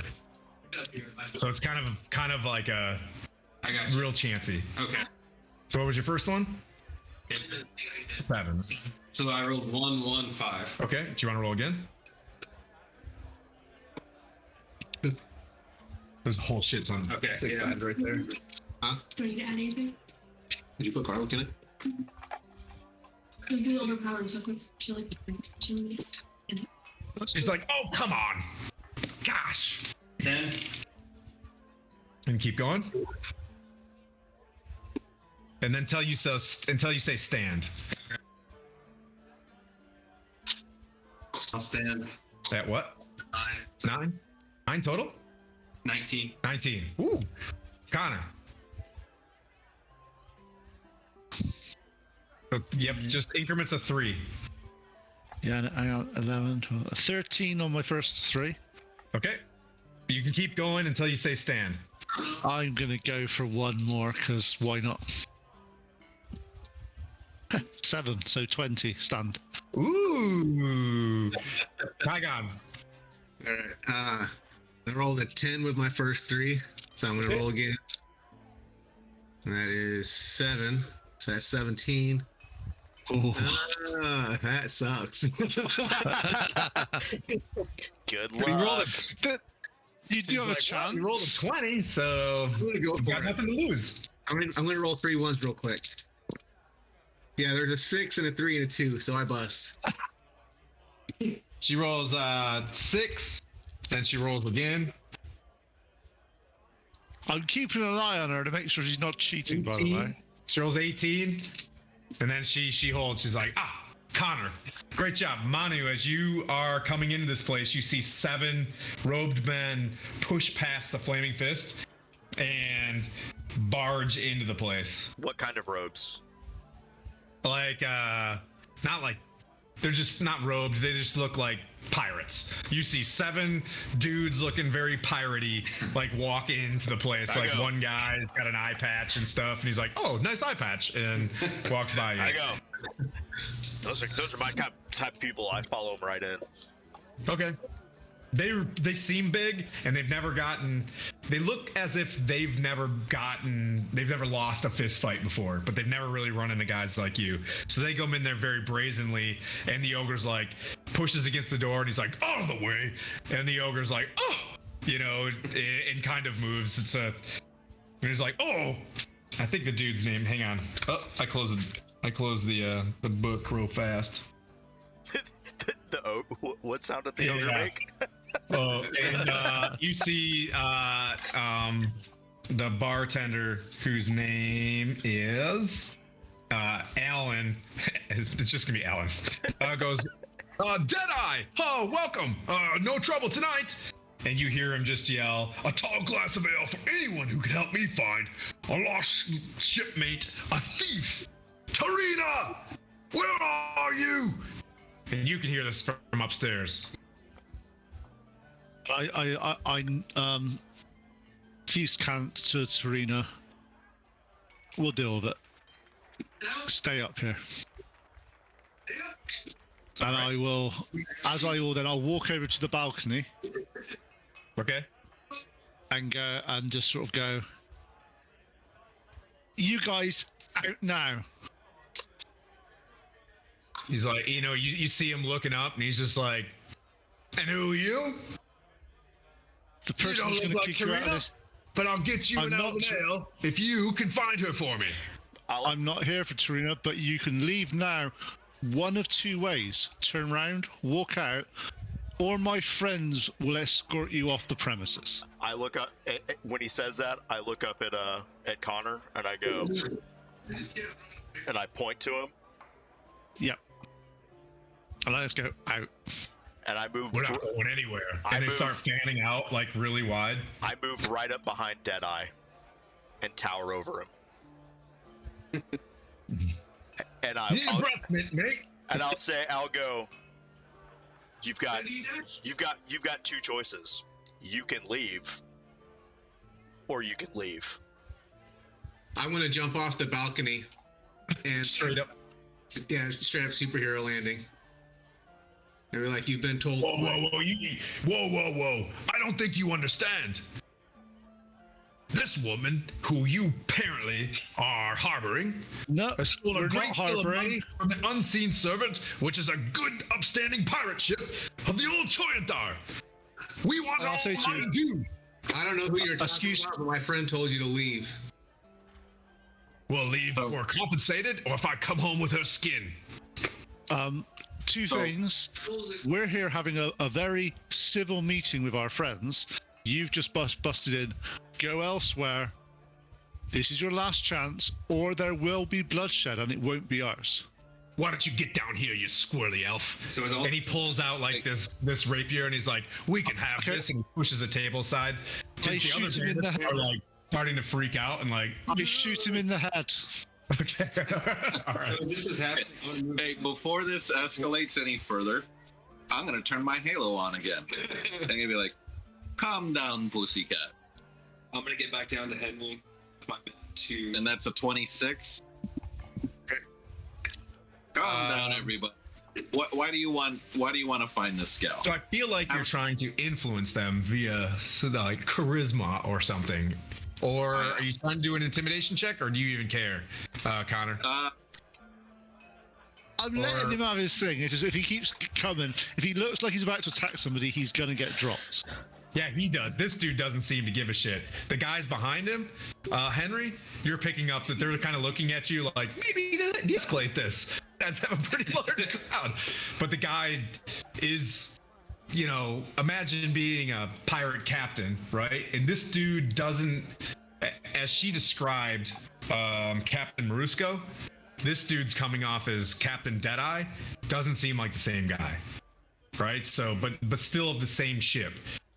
And he's like, he takes his sword and he's got it, and he's kind of staring at you, and he's like, if you want to murder me in the streets of Baldur's Gate, I have a rightful claim. Okay. I'm gonna use my nice newfound ability that I've got when leveling up. Okay. I'm gonna shoot him, but I'm gonna use a dice to disarm him. So I'm gonna shoot his sword out of his hand. Okay. This is one of you guys. Because why can't you do these things? It's always good fun. Yeah. So Is this like Olga's That's cantina master- where you're gonna shoot him through the hand, and he's like, yeah, basically it's about I'll find the words for it. as basi- Kaigon jumps down, two dudes of the bandits literally walk outside. Like, there's now only 5 guys, and they're like, they brush by Manu, and they're like, oh, excuse me, sir, and they're out. I'm just seeing what my thing is for this. My DC. 2 seconds. Basically, I do an attack roll, which I've got 32 on, which Okay. I presume hits him. Yeah. I'm using my superiority die to disarm the target, forcing him to drop the item Hopefully of you his don't- choice, or my choice, Okay. Yeah, which he is just had a his cutlass. sword. Yeah, so I'm basically going to shoot his cutlass out. Yep. So as he does that, as I see him disarmed, I'm going to so my new ability as a 3rd level warlock is I have Pact of the Blade, and I summon the Rod of Lordly Might and just clock the dude over the head to knock him out, Okay. and just to knock him out. Okay. Reckless, so I'll just use strength on that, just straight strength. 21 to hit. It's a hit. Well, how much? Let's see. It's a controlled hit just to try to knock him out. All right. Roll damage. And if that doesn't work, he's getting shot in the head, because I feel like it. I've had it this time. Yeah, it's a 1d. I want to walk up behind 2 of the other bandits and just kind of hold the dagger into their sides, tell them not to move. Dude, they're leaving. They're leaving. Two of the 7 have left. There's still 5 in there. Yeah. 5 plus 9, so 14. Okay. Doesn't knock him out, but he does stumble onto the table in front of him, and he's like reaching towards his scabbard, and he's like, at them, or whatever, term, that he would say, and the other 5 are like, well, guess I'm gonna die. They pull out they begin like, you're behind one, and he doesn't pull out his blade. He kind of looks back at you and sees a lizard folk, and he's just like, ugh. The one that pulls out his blade, I'm going to stab him. Okay. All right, send it. I should have just shot the guy in the head. I've got to do the Pope thing here, gents. I'm sorry. I'm as the melee ensues, Tim, as they start their scuffle. I want 27 Henry to hit. It's a hit. 2 guys are running towards Kaigon. Actually, Tim, real quick, can you have him make a DC 17 strength saving throw? Yep. He got 18 Okay, never mind. plus. Yeah. Yeah, he's fine. So as our Sorry, 2 guys run Nope, towards it's me, fine. I'm gonna pull out my hammer of thunderbolts and make sure it's worked out a little bit of electricity, just so they know they're in trouble. They both swing under your AC as they both come at you. Henry, what do you want to do? I'm gonna cast Thaumaturgy and Okay. fucking say enough. The halo will come over my head. Roll a. What do you want to perceive? Intimidate. Yeah, intimidate. Okay. That's a 39 for damage, and then he needs to make a DC saving throw of 15. I Pass. love rogues. 39 for damage. Oh, he's Yeah. dead. That dude just falls dead. Like, Yeah, I'm alive. I'm alive. So there's like 2 dudes are running. One guy's like turning around towards Manu and like with his head up, like, and you can see him just wincing with his sword, and he's just gonna, you know, like do a Hail Mary, see what kind of happens, and you yell enough. Yeah. Okay. Enough What was your- to get them to stop fighting. What is That was a your 22. 22? Okay. It gets real quiet. The dude falls onto the table and looks up to you, and he's just like, this will be dealt with. Tarina, you're here. If not today, maybe it's tomorrow then. Out, boys. So with my thaumaturgy and everything, but no, say your piece. We'll hear you out, and we'll make the decision here. No more food. I grab Go him. I ahead. grab him by the. Families. I grab him by the back of his neck, and just turn him around to Henry and hold him in place. And He's like doing the toddler thing. yeah, You know what I mean? it's like just speak. A grown man, put me down. Speak.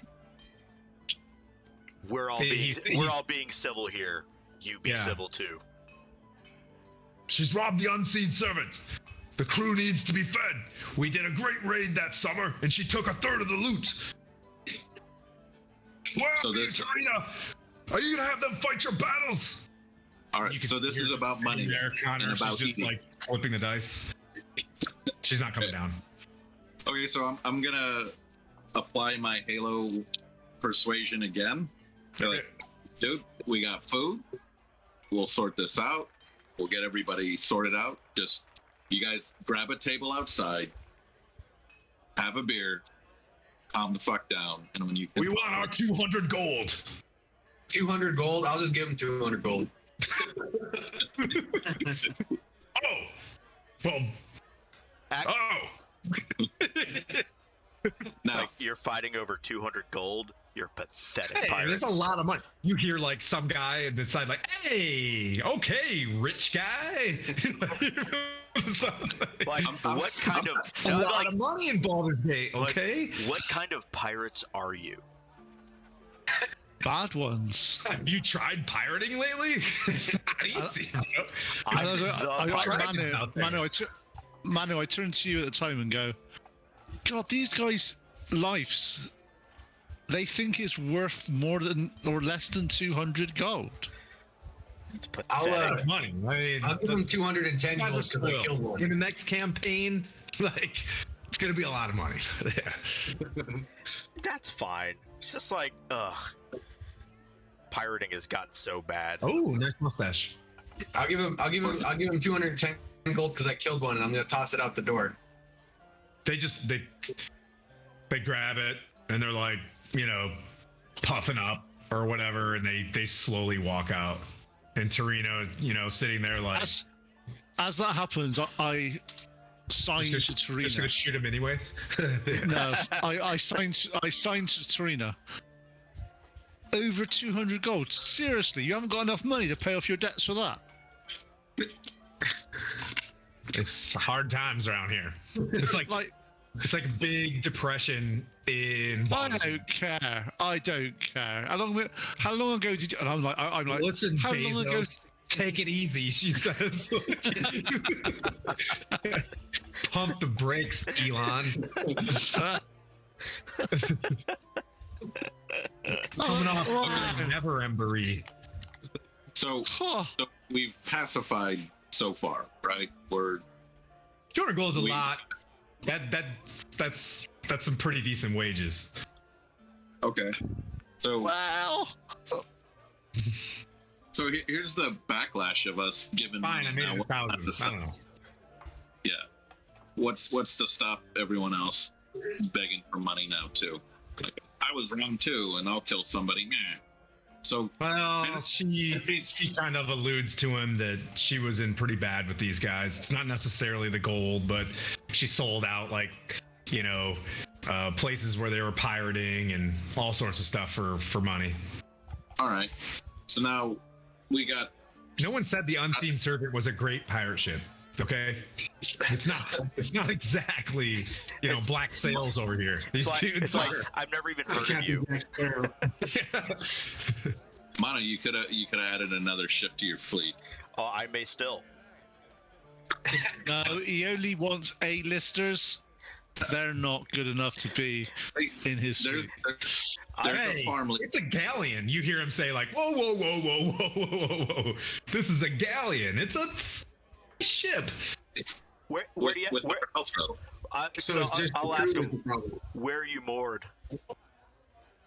By the lighthouse, house docks. Roger. 256. Hang So on, DM looks at map. In the basically, water part. I'll tell him, take you and your crew across the street and get yourselves a Cthulhu's Revenge and go back to your ship. I may come meet you. They're like, the lady there kind of gives us the creeps, but okay. She's Kind of nice. sounds, yeah. Lady She's nice. Scariel. Lady Scariel. Okay, sorry. No. Dad joke. Every Shellbucks has a Lady Gariel. Now you're starting to realize that. It's dawning on you. It's okay. Yeah, there's a million Gavin Rosdales that's paying Lemurays. Nice. It's all Lemurays. All right. Okay. So it's clear that this gal's got some information for us. That, Oh, I didn't think the tavern would last this long. This is great. Keep it up, guys. Thought you'd blow right through this. Oh, we love Connor, taverns. yeah. That's again, if you know, you know. But Connor, keep pressing. Like so, in Henry voice, part of his new leaf is he's trying to end pain and suffering and injustice and be the politician pope type. Yeah. I try to end pain and suffering as well. It's just done Quickly. in a slightly different way. Quickly. Yeah, you're the speed arm of ending pain and suffering. I'm the long way around. So yeah, keep pressing this gal. Let's get this sorted out. I will continue to, keep the shit downstairs to a minimum, but give me a chance to do my piece before you start slaying fools like this poor unfortunate fellow that has a knife in his kid. And I'll hold my hands up and go, wasn't me this time. I look at the dork. I didn't do it. It wasn't me. I didn't get to swing my hammer. It was the lizard. It was the lizard. One of the actual pirates stayed. The one that gave him was 10 like gold for it. in between Kygon and Henry and couldn't get out. He kind of just sat down. Like he's still like he's so at awe at what just happened. He's just like he just sat there. So in the act of Henry the 14th, I'm going to stabilize this dude. Okay. I'm going to make him alive, give him 10 Oh, you bring him back to life. Yeah. Oh God! Oh God! You're like, Repent! calm down, pussycat. Your boys are outside. Go get yourself a burger and a beer and be fucking nice. Wipes off a big snot drool off his, and he scampers outside. I'm gonna glare at him as he leaves. I might tell his buddy that's sitting down, probably go with him, keep him company. He doesn't even. The dude is like in shock. He's just kind of sitting there, and he's like, I don't know why.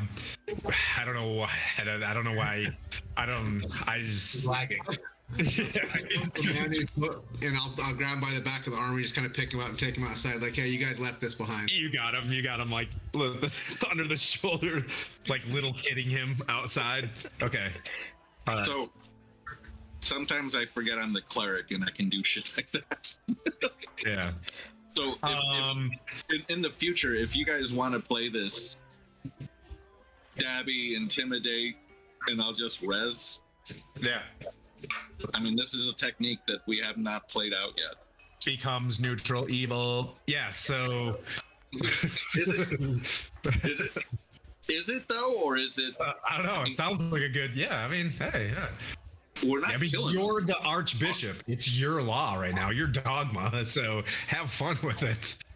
I'm just trying to pitch this and help me with my alignment, guys. I mean, Yeah. this is not obviously the first choice of methods, It but worked.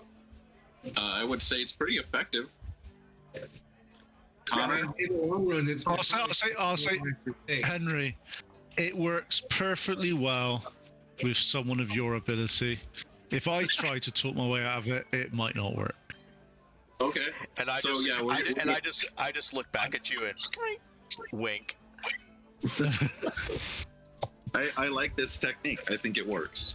Not gonna lie. We'll let you do your thing first, and we'll back you up if it doesn't. You see, like Or- as you walk back upstairs, Connor, or you're already upstairs. As you turn back around, there's a guy with a tiny book, and he's kind of scribbling everything that just happened right there. And he's like, he just looks at you, and he's like, with Ravengard gone out of the way, who'll be next? Grand Duke. I wonder. My money's on Thalama. I can't say this. And damn I'll name. turn to him and go, and Finish you my are, thing. you He's are. like, Aloric. He's like, I just feel, and you could tell he's like kind of like a journalist or whatever, and he's kind of writing these things down. He's like, Thalamra Vanthempur, practically born in the sewers. She was more vicious than a swarm of rats. I bet she's the one. And he kind of like looks over his shoulder. I bet you she's the one. I bet you she's the one that's taking advantage of this Oldar. I will, Can I get a quote?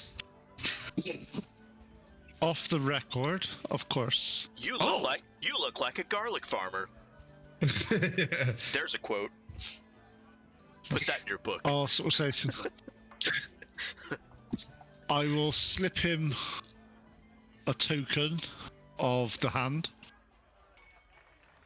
A token And, of the hand. Yeah. My organization. Oh, okay. He doesn't. You did not. Yeah, I track. know. I don't. Yeah, and I'll sort of go. We always need someone that can craft what people see. You can tell that just getting any of your attention is what this guy wants. And he's like, oh, maybe I could get you a drink while you talk to your associate. I'll be talking to my associate in private. You will not be there for this. But I'll be talking to an associate. and I pick up the piece. I pick up the pen from him. Oh. By this time, Kygon walks up, he's standing behind Connor. Yeah. Okay. I think I've outworn my welcome. And he kind of like walks kind of around you guys as much as possible. Long robes, very, very clean. You can tell that, he runs the Daily Gazetter of Baldur's Gate. I don't know if yeah, the Baldur's Gaze. That's what it's called. The Baldur's gaze. I like it. Huzzah! Yeah. Anyway, so he goes back downstairs and tries this conversation. But anyways, Tarina, if that's a real name, yeah, Tarina is sitting there and there's nobody at the table anymore, and it's like clear upstairs. She's like, please have a seat if you don't mind. Thank you so much. I appreciate that. I thought I was covered. My actual name, she is Rhonda. As she's about to say that, I'll say, "Don't worry about that. We'll sort that out. Don't mention real." Is she signing her real name or saying it? She signed it. Okay, I'll say, "Yep." I would Turn up. having come inside and seeing Connor upstairs, I would have gone upstairs. Okay. I hope So they big reinforced the floor up here. squeaking, big I don't- squeaking. Like Manu comes upstairs. Does she look like the person that fled from behind us? Nope. Okay, different person. Okay. Yeah, she's got shaved, side of the head with a tight kind of back top knot situation. She's got her hood thrown back, and she's like, "Please have a seat. I'm happy to help you guys." She's like, I do work for, she kind of signs to you. She's like, I do have a fair bit of information, but everything's loud enough where you guys can have a conversation without anybody. Your passive perception, no one's listening. Kygon's kind of pushed everybody downstairs or whatever. Like it's clean. It's clean. And I'll sort of say to her, I'm like, first of all, if you only needed 200 gold, you should have just said we'd have dealt with this in a lot different We'll way. say it's 500. Whatever is the right amount in Faerun. I don't know what the dollar say- is there right No, now. I'm just saying to her, Yeah. just keeping it up. Just be realistic. We'll sort these out. However, we need the eyes and ears of the Nine Finger. What's it called? Yeah, with the Nine Finger gang. Because there's what's happening with the Dead Tree, what's been happening here. Need the eyes, the ears, any information you've got on what's been happening. So what happened? Obviously, 10 days ago, we lost. So the dead What's his three name again? was, you lost who? Oldar I can't remember his Ravengard? name. Yeah, Aldar. It's like, I don't know much about Aldar. I know that he left to go bring a gentleman from Eltegard, a high priestess named Thavius Krieg, much like your priest downstairs. He's a priest. So basically, he left whilst he was in Eterel. Eterel's gone boom. Yep. Why would Aldar Ravengard be escorting somebody of that? I know it's a high, but he's got lots of minions and lots of people that could have done that for him. As soon as he says that, I look over at him. I say, "That was upon my request." It's like, I don't. She's like, I can't speak for politics, but I'm assuming he was going to come escort as an offering, maybe. I sort of say to I specifically asked Uldar as a favor for me to ensure that Krieg showed up to this ceremony this year. She's like leans forward and she's like, I've heard that Thavius Krieg is here already. What? So where'd you hear that from, and where's the information? Sources within the nine figures, just people talking. Rumors. That's fair enough. You got rumors, but how much weight do you put behind these rumors? Based on where I'm hearing the rumors come from, she's like, it used to be more nine fingers, but now we're hearing them from this Dead 3 cultists that are becoming very strong lately. It's like the Dead 3 cultists work out of a place in a bathhouse run by the Vanthampur family, north of here about 3 blocks. So bathhouse, what's the name of the bathhouse? Vanthampur bathhouse. I don't know. Vantham bathhouse. Yeah, the Nuru. Yeah, I don't know. So they're basically the bathhouse is the front for the cult. That's what I've heard. Is Kai outside? Cheers. Okay. Give me 3 minutes.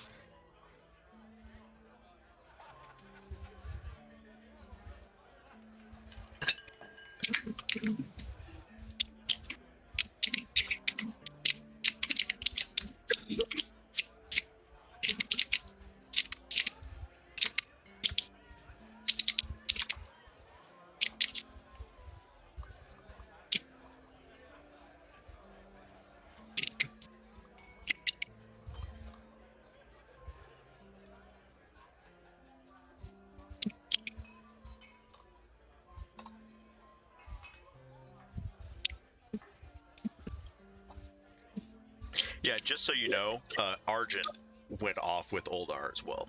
So if Uldar's gone, that means Argent is gone. If we haven't seen him, Do you have any way of getting a hold of Argent? I don't know. I sent a missive, and You don't know how to get a hold of your minions. Come on. well, he's not a minion. Oh, yes. I mean, in my head, Skylar said yes. He's not a minion of Manu.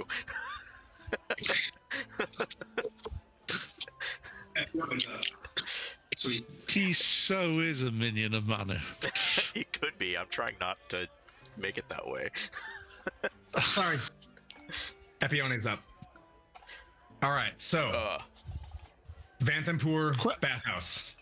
Okay, so Terrarian, or whatever her name is. Sorry, I've Serena? not slept well. He's like, Serena. no worries, no worries. Serena, Kroner. He's like, Kroner, right? I have some concerns, and please don't take this personally when I ask these. I may be slightly pointy. I'm used to things being a lot clearer than they seem to be.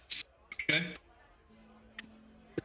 The Nine-Fingered Guild runs the Undercity of Baldur's Gate, and you're using phrases like, I think they're in the bathhouse, we're reasonably sure they're in the bathhouse. Yeah, let me read That's not good exactly enough. the quote from the book. She's like, several blocks northwest of here is a public bathhouse with a walled garden and frolicking nymphs carved into its front gates. Followers of the Dead Three have been seen coming and going from the bathhouse. And I'm told there's a secret door inside that leads to a dungeon. That's where the killers are hiding. Okay, any information on this secret door, or you just know that there's a secret door that leads into the basement? Yeah, I mean, so we're not wasting a lot of our effort about this bathhouse, but I've gone and followed and used the bathhouse. People go into a room, right? The door's open. They close the door. They open the door. Guy's gone. So if you can let me know which room that is, that's fine. We can go further from that. Yeah, so if you walk into it's a small bathhouse, right? So if you walk into the L-shaped courtyard, you walk into the bathhouse itself. It's the room to the right. Okay. It's like the massage room to the right. So if you walk into the bathhouse itself, there'll be like 3 baths. During the day, there are a lot of people that use the bathhouse. Maybe like 6 or so people will be in there in the baths. 2 people getting massages. The patrons are, I believe the names are, grabbing books, Jabaz and Quirmala. Run it during the day, but I never see them there at night. As the token gay guy, I think making a bathhouse is hilarious. With a secret door. You're not token. There's 2. Come on, we can't. He's laughing in the other room.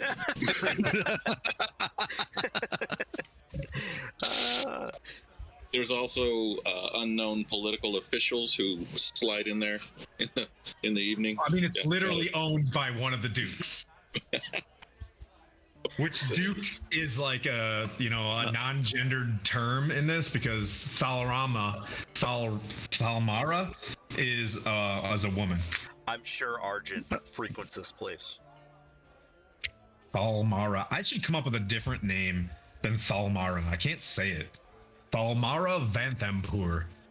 Thalia. Thelma. Velma. Her name's Velma. Yeah. Thelma. Yeah. She's got a partner. Her name is Louise. Velma V. She's just Velma V. There we go. We've rewritten it for you, Tim. There you go. Thank you. Hey, while you're reading, Tim, I want to talk to the party real quick. I want to name the maneuver where we move to intimidate / kill and I res as plan B, almost like, No.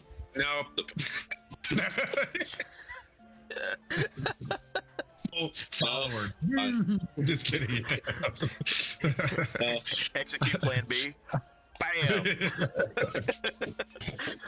That's not a thing. We can't do that. You can say whatever you want. Live your best life. I don't have a job. It's cool. So she describes the bathhouse and she's like, look, that's why I was put in this position. One, because Zaj wants rid of these guys and I found them. And Lala, is, hey, there's some trap going on. And just a question for you, Zaj, is that one of the captains? Yes. Zaj, yeah, Captain Zaj. He's gone now. I'll keep signing to her and sort of say thanks for the information.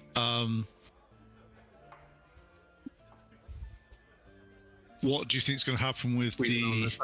There's a white chair over there. So, and I'll sort of say what do you think is going to happen with the refugee situation? What do you think is going to happen in the refugee situation? I'm asking her. they're not going to let him in, and we're not going to let anybody out. They're confused at what's going on right now. So, Henry, I'll tell you, there's a palpable evil in this town. Like, you just left Waterdeep.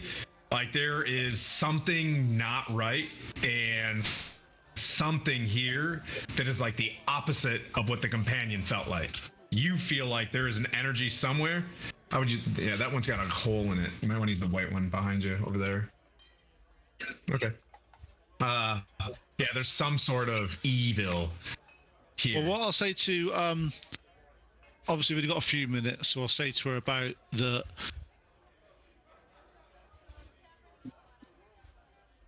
some of these obviously the evil feeling that is around here.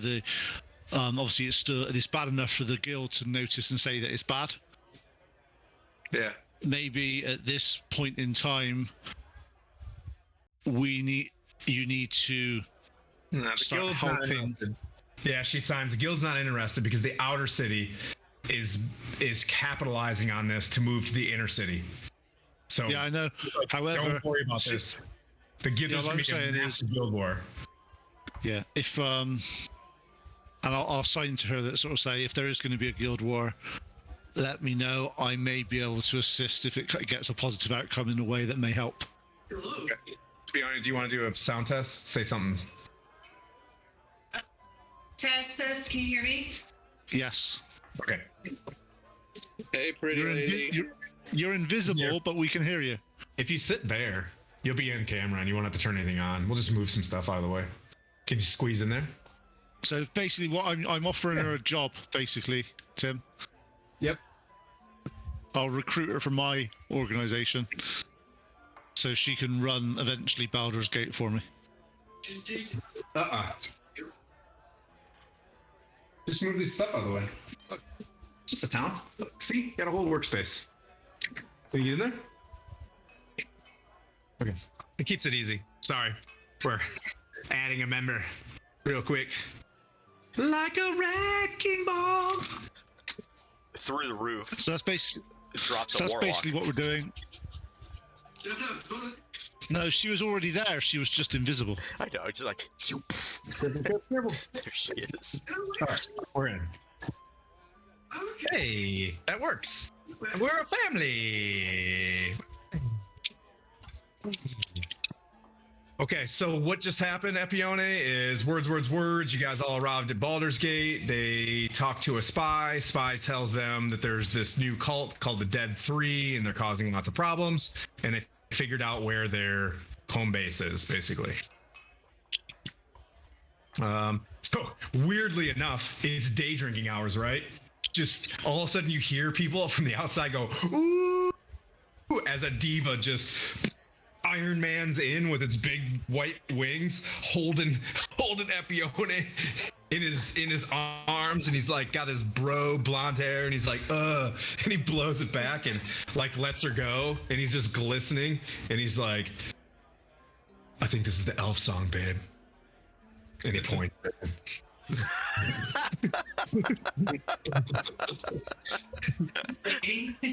Exactly. I think that's where we left off. You and the diva had a thing. Yeah. Whatever you get up to with a blonde wig, I don't want to know, Tim. Okay. I got the wig right here. Dare me. Exactly. Keep it to yourself, Tim. Keep it to yourself. Content is content. If you're gonna sing again, you gotta put the wig on. Oh, you missed me. I sang. Follow us on YouTube. Yeah. Tim sings episode 1. There we go. If it gets more than 50 likes, he'll sing again. Just say that. That's not going to happen. Not today's internet. Yeah. Have to get nakeds for that. Then that's definitely not likes. All right. Okay. So I everybody basically saying Epione just arrives, big wings, energy, and you see a tavern, as it were, and kind of walk in Epione to what was just the end of like a bar fight. You don't need to come up on picture, babe. You're right there. See you? Say wave. Yep. Hi, Epione. There we go. Yeah. If we come up on like one more video stream with Addy on Roblox upstairs, the internet would be like, "Grr!" Just like totally be crushed. They're still trying to log in though on Discord. You don't have to come up on Discord, babe. Okay. Oh, you so want to see faces? What's up, guys? So I will go downstairs and talk to the rest of the people, the rest of our party, and sort of explain about this bathhouse. And I'll say something about, how about we go and have a nice, relaxing bath after our hectic schedule and arrival in Baldur's Gate. You know I'm in. I know that. I thought I'd ask everybody else. He like pushes the table over. Like, Do you, I look at Connor. He's like, "Do you think they'll give me a massage?" If you pay them enough money. Let's make it weird. They'll trim your nails. it is daytime right now, isn't it? Yeah, it's still daytime. Yeah, but we're going to Soho district. Did you say mage hands? Oof. I'm not gonna go. PG-13, guys. PG-13. PG-13. Sorry. Oh boy. Okay. Come on, Tim. Keep it up together. All right. Sorry. I mean, that was kind of encrypted. You have to be pretty gross to understand this. All right. So you're moving to. Okay, so you guys are downstairs. What do you want to do? We want to slip out the back door Okay. and We've derailed. Yeah. PG-13. and make a detour for the Okay. bathhouse. And as we walk it, and just basically just go in and relax. Okay. All right, so the bathhouse is a one-storied stuccoed building with stained glass windows and clay roof tiles. 10-foot tall walls enclose a large courtyard outside the southeast corner of the building. The closed wooden doors to the courtyard are engraved with images of smiling nymphs dancing and frolicking in water. You can tell that it's got a very, very sophisticated plumbing system. If you've been following along, the Vanthampurs came up in the world because they built the sewer system for Baldur's Gate.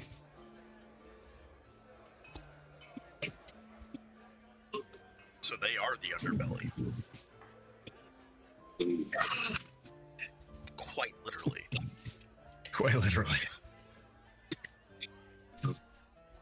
I'll mention where you are at the door. I'm just gonna start you at the door. as we're on the way there. Just say, as we're on the way there, Tim, I will let them know of the room that we need to get into. Okay. Back right. As soon as you walk in, just back right. Yep. So if all we need to do is when we get, we'll basically go in, say we're looking for a bathroom, we'll look around and we'll say, we'll use that room. Okay. And then just book the room. Okay. Okay. So you walk in. The L-shaped courtyard features a trimmed lawn and nicely manicured shrubbery. The yard is decorated with white marble benches and stone fountains, each in the form of a smiling nymph, tipping a jug that spills water into a circular stone basin.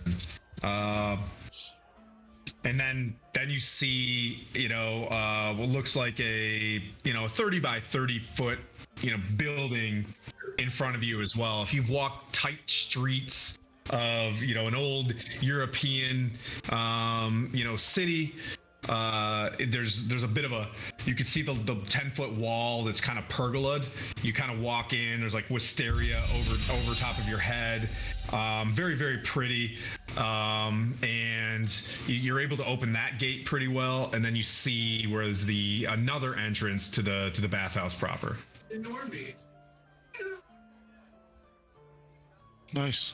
So this basically is there someone that does bookings and stuff like that? Yeah, you can open up and you see it's a bathhouse. There's a tray kind of off to your right where there's like various flowers, and you dip your hands in there and you don't smell like as rotten as you did before. You kind of wash your hands, and it's got lavender and things like that in there. And then you see three large steaming baths, one rectangularly going laterally to your north-ish, like to 12 o'clock, and then one at the 12 o'clock area going horizontal in front of you. And you see roughly two people in each bath, a couple larger males with like sweaty grayish chest hair, and then it's a lot of just men in there, and a dude kind of slumped over with a hot towel around his neck. It's very steamy in this area. You can tell it's some sort of spot. There's a place where they're putting like hot coals in to keep this warm, but it's below the joint. There's two doors, one to your left and one to your right. The one to your left like opens, and a lady, you can see someone laying down getting a massage, and she kind of closes it. She's like, "We'll be with you in a moment," and it closes. The door to your right opens, and a very sleek, like frail boned but very strong boned male kind of walks up to you, and he's like, "Hi, how can I help you? Are you here for the bath or a massage, or would you just like to sit outside? How can I help you?" Well, I'll let someone who's good at talking to do this bit, because It must be you. Allow Would me. you like to? Yeah. Oh, Henry's like, move. I start to talk I'm and looking then for the massage. I will use the halo yet again because I'm going to milk. Oh, that's nice. How do you make that? I want one. Yeah. Here. 27.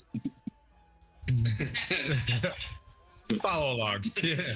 27, and you want to do what? You want to do what? The with your happy 20? ending, the whole 9 yards. I want to set the Keep us conditions. from getting strikes. Don't be my enabler. Yeah. Yeah. All right. I want to set the conditions for Connor and the rest of the team to get where they need to go and kind of placate the staff and the people into such a fashion where they divulge information. Yeah, it's a very quiet, relaxed place. It doesn't seem like there's an established order here. They're like, okay, he's like, well, I've got, maybe in about an hour or so, I can get you in if you want a massage, or feel free to, doff your clothing and hop in the bath for, I'll say for your party, 5 gold pieces for a lot of you. It's very hard times. Yeah, sure. Yeah, sure, sir. Okay. Happy ending for everyone. We'll go soap. as that's done, I You hear basically a just guy walk, that's sitting there, and he looks up and he's like, oof. we just walk But he around, said and it, I actually he look. couldn't. I walk straight towards the room that I'm interested in and going, this room looks perfect for all of us. Let's go. Oh, sir, maybe not. What? Are And I you- just keep walking. Oh, okay. Are you going in? Yeah. Oh, Here we go with another plan B. Well, no, I don't want them to put us in a different room. You see, I just want this room's the only one I'm interested You in. start hearing encounter music. Nice. Yeah. As you open up the door, you see a humanoid male kind of in the back corner come out of a shadow, and he's got like a large like flail in his hand with like a dripping like old crusted blood, but a flail that's got like fresh blood on it, sitting there, and he's like, "You've come too far, sir. You're not welcome here." I didn't think it was that type of club. Right, okay. And And I he starts get like spinning a flail with a skull on it. He Oh, had, it's to, he had to unzip the mouth of his mask first, right, to talk? And then he raises his left hand. Connor, it becomes Tim. like necrotic green. Dang it.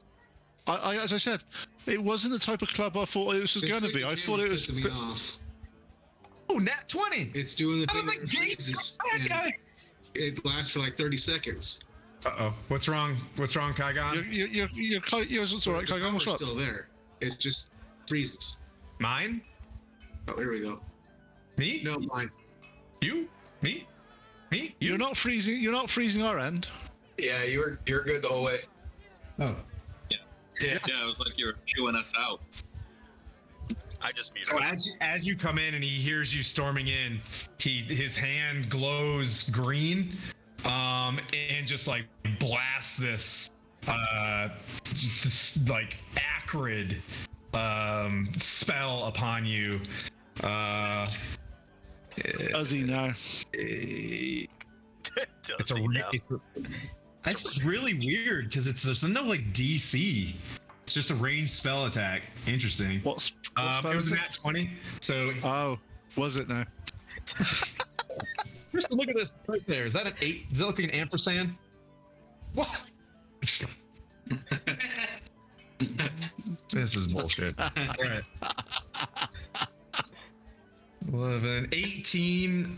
You take an 18 necrotic damage to the face as this guy starts like preparing to swing his skull flail at you. Okay, We're not even he's gonna dead. roll initiative on this thing because you guys are just like, I'll go. But it's one dude in there right now. But if you guys want to roll initiative and someone gets, Connor's in the room. Anybody else go in with him? Yeah, I'm going in with him. Who? No, Roll. I'm heckling Roll your prices. initiative. Okay, I've rolled. Initiative, Krakar. I'm just. Okay. I'm standing in the middle of the room, going. This is an Krakar amazing wanted place. to go in with you, but he's fumbling in his pocket for his dice. But you're already in there, Connor. What do you? He's like. I got I got 30. I got 30. All right, No. I got 26. No, he walked in. This dude is waiting. Only You got a what? 26. Come on. No, I got 30 and he got 26. All right. Anybody beat a 30? All right, go for it, Connor. Without even flinching about the damage he's just done to me. It's I shoot him in- a journey about damage from here forward. You know what I mean? It's not about an encounter. It's a journey. It's a journey. Oh, it's okay, because I just rolled a nat 20 as well. Oof. Okay. Do I need to roll damage?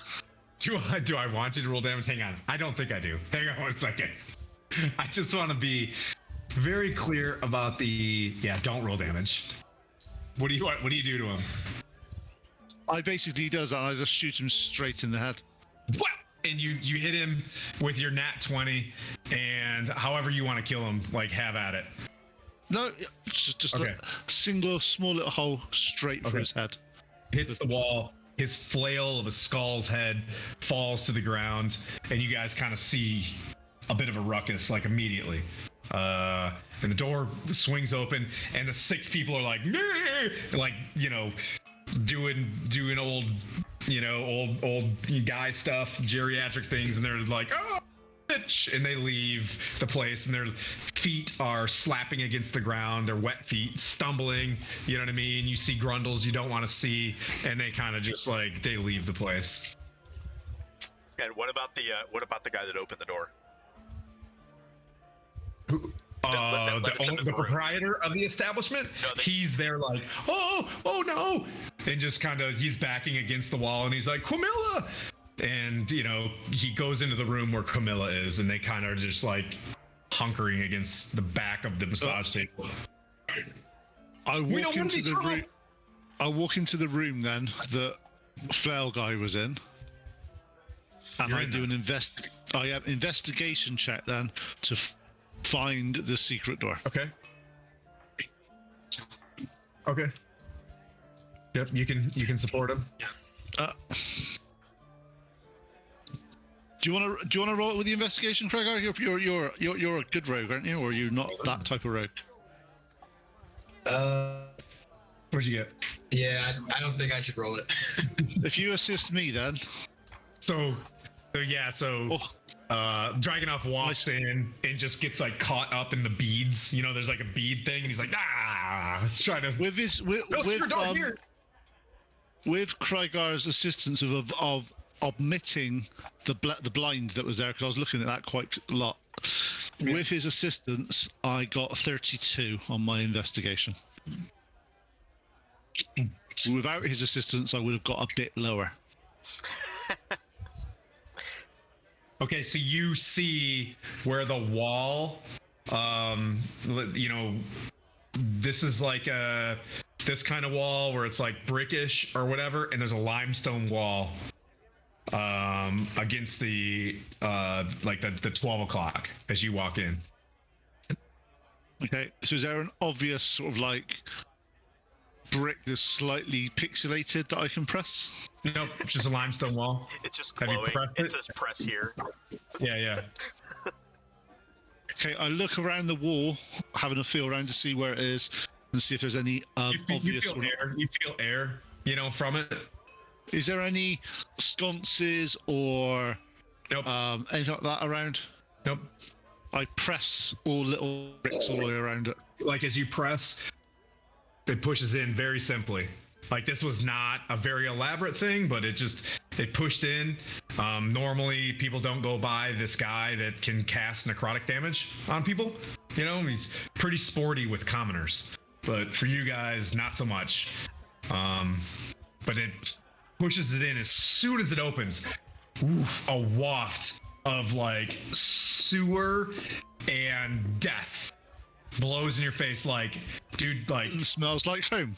that smell that just oof, like the big oof smell like that hits you, and you can see it breaks off to your left downstairs, and you see a flickering from the L shape, right? So there's obviously a sconce of sorts flickering to your left. And now I'm in dungeon mode. Ooh. Welcome to right, that's jungle. Dungeon I'll say. remix. All right, so now I'm on the fence if I plan B the dude Connor just slayed. How many spells have you used? Oh no, you just you used medicine checked him. Okay. Yeah. These matter. Okay, like it's a journey. It's a circle. Yeah, I can level 1 this, right? I mean, I'm just stabilizing and then healing. Oh yeah. You get the odds that you're smashing rafts right now. Like this is, but you guys. I turn you know when to. you, like, complete a console game and then you go back through with your character. Like that's where you're at right now. Like I you turn guys- to Krygar. I turn to Krygar and go, let's get down there as fast as we can and take these out. If we need help, we'll call up for it. And we'll basically just go down there like one covering and then doing like full sort of like commando style run of this area. Yeah, so did I already do the caveat? So if you guys are gonna race, if you guys are gonna crush it, it's gonna be theater of the mind, and I'll just do initiative based on whatever. If anybody desperately wants to be in the fight, or like, no, I'm up front, I'm gonna give you initiative on stuff. Because realize, as the rule set that I gave you, you guys are clearing through commoners and levels CR 1 through 3s until you hit like a fight. Okay. Sweet. Like you would know as they're clearing this, you'd be in the back of the stack and be like, yeah, dude, you're gonna be able to face push this guy out of the way like nothing. But it's more Well, about basically, it's the mystery. do you know like you see when you saw any of like the sort of any of the spy movie type things, we got all the minions, we're just basically just going through, sneaking behind one, down as quiet as we can throughout the whole thing. Unless you like, I'm here for the nat ones. You know what I mean? Like, yeah, that's and your 8 necrotic damage that you just took. That'll cost you. That'll cost you. I'm gonna lead my head in. Like, do you guys need my help? If you hear lots of loud shouting, come running. Oh, are we splitting the party? Who's going? Oh yeah, he's there. Rodgar and my. Yeah, me and Connor are going. He's like, do you want me to go away so you can call me back in 7 days? Do you want me to bamf into the sunflower? Because then you'd be able to start. You want him to bamf in? He doesn't just chill with you. You can bamf him. You can call him. So he's in the sunflower right now. You get him once for 7 days, or once every 7 days. Yeah. You could be like, Diva, go downstairs and clear this for us. Okay, see you later. He comes back in 10 minutes. Damn you, Krista. Yeah. So if they're gonna go down, I'm going to go to the purveyors and go, hey, sorry to disturb your entire establishment. We were never here, except for me. I'll be in the bath. Here's 100 gold. And I You're just taking a bath. I'm just taking a bath. Okay, awesome. All right. So Manu's jumping in the bath. Okay. I love it. You only distract. Way so. Yeah, he's like just shaking. You can tell, like, very, he's a professional masseuse. He's probably just hired. Like, that's not what he's about. So he's just like shaking in your hands. Everyone has to use your charisma. It's like, Easy. thanks. He's like, I know there's a lot of things going on here, but just down the hall, just please leave us out of this. He wants to leave. Can Jabaz leave? Yeah, Jabaz, those two. Tim, Jabaz, like the two purveyors that went into the other room. I'm gonna pop my head and go, I apologize for all of this. Here's 100 gold, and I'll be in the bath. We were never here. Okay, they just scurry out. Yeah. Same thing. They're wearing light silken robes, and they depart. And the bathhouse goes quiet. Drip, drip, steam, drip. And then Connor, so basically, to your front. Basically, Kroggar and myself are basically full stealth. Yep. Taking out Kroggar, all the little bad guys as much as we can. Are you going in? Are you going in? To the dungeon? They can follow Okay, behind so our you guys are. You're full plate. You're gonna make noise for sure. Yeah, but we're going in like about half a minute in front of them, and then just going. I didn't expect this. So Dragonoff's taking a bath. Henry, what are you doing? I'm watching the scene unfold and wondering how the hell I'll put this back together. Like, do I res the gimp? You could do it in the bath though. You could do it in the bath though. You could have a bath with the other two. Kygon, what are you doing? I'm going to sit in the gimp's chair and just kind of listen for what goes on down the hall. Okay, so you're up on the massage. I'm up in the room where the guy with the mace was. Yep. Okay. In that room, I'm just standing there. Like the two rogues pushed the door open and they went down. So I'm going to stay right there at the door because I'm not quiet. Pepione? Sorry. You're going to go as Jabaz? Okay. She's going Jabaz, and you're going downstairs. The fouls. Okay. All right. So flickering light, and it's very cool. And the smell is pretty strong, Connor. And Connor and Krokgar, you're my flashlight. So in front of you is a limestone wall. It breaks to the left, goes downstairs for about, we'll say 20 feet. And then it breaks, it breaks left and goes downstairs 40 feet. In front of you with your dark vision, you can see a murky. Is it dark? Question down here, Tim. Is it lit at all? Or is it dark? Yeah, it's lit. There's lights in here.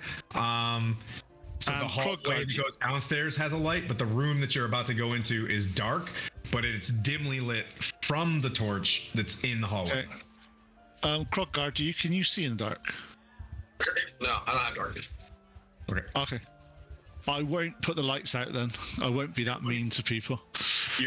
You're not. Are you gonna put the light out or not? No, I'm not going to because there's people in my party that can't see in the dark. Okay. As you go downstairs and you're in the lead, you see the water. There's about a 2-foot depth of water. So the water comes up to over the stairs. So the stairs descend into murky water. Perceive and look around to see what's there. All right. Do you want me? My passive perception's 30 now. Yep, you're fine. So your passive perception is 30. Good God. Yeah.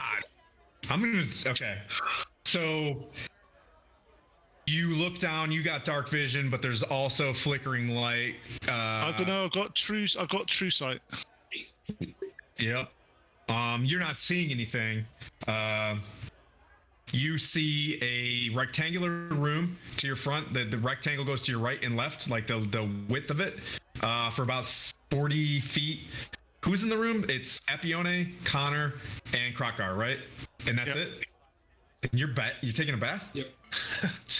You took your armor off. So, Okay, Raj. Okay. Oh boy.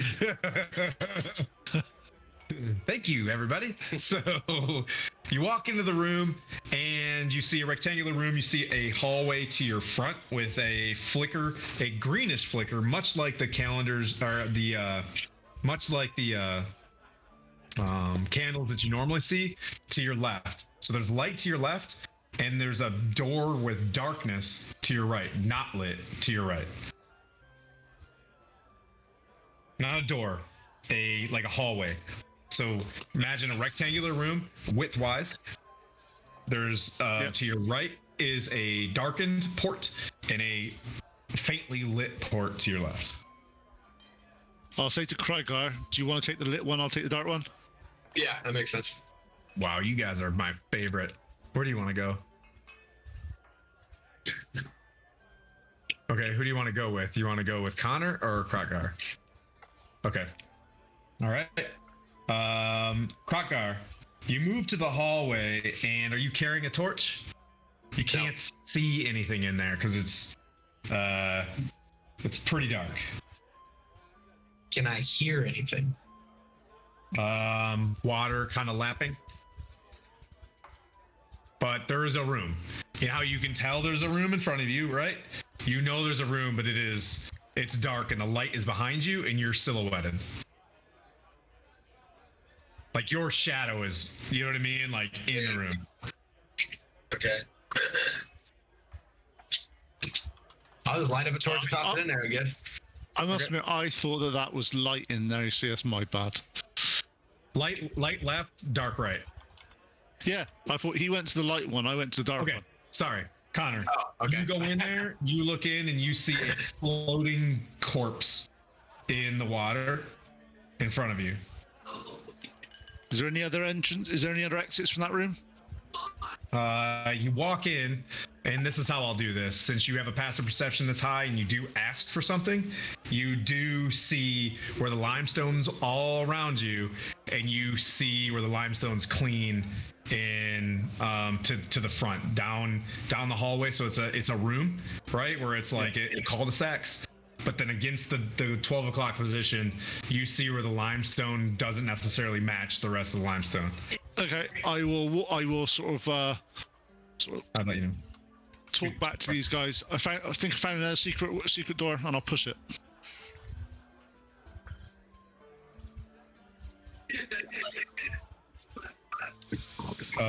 Okay.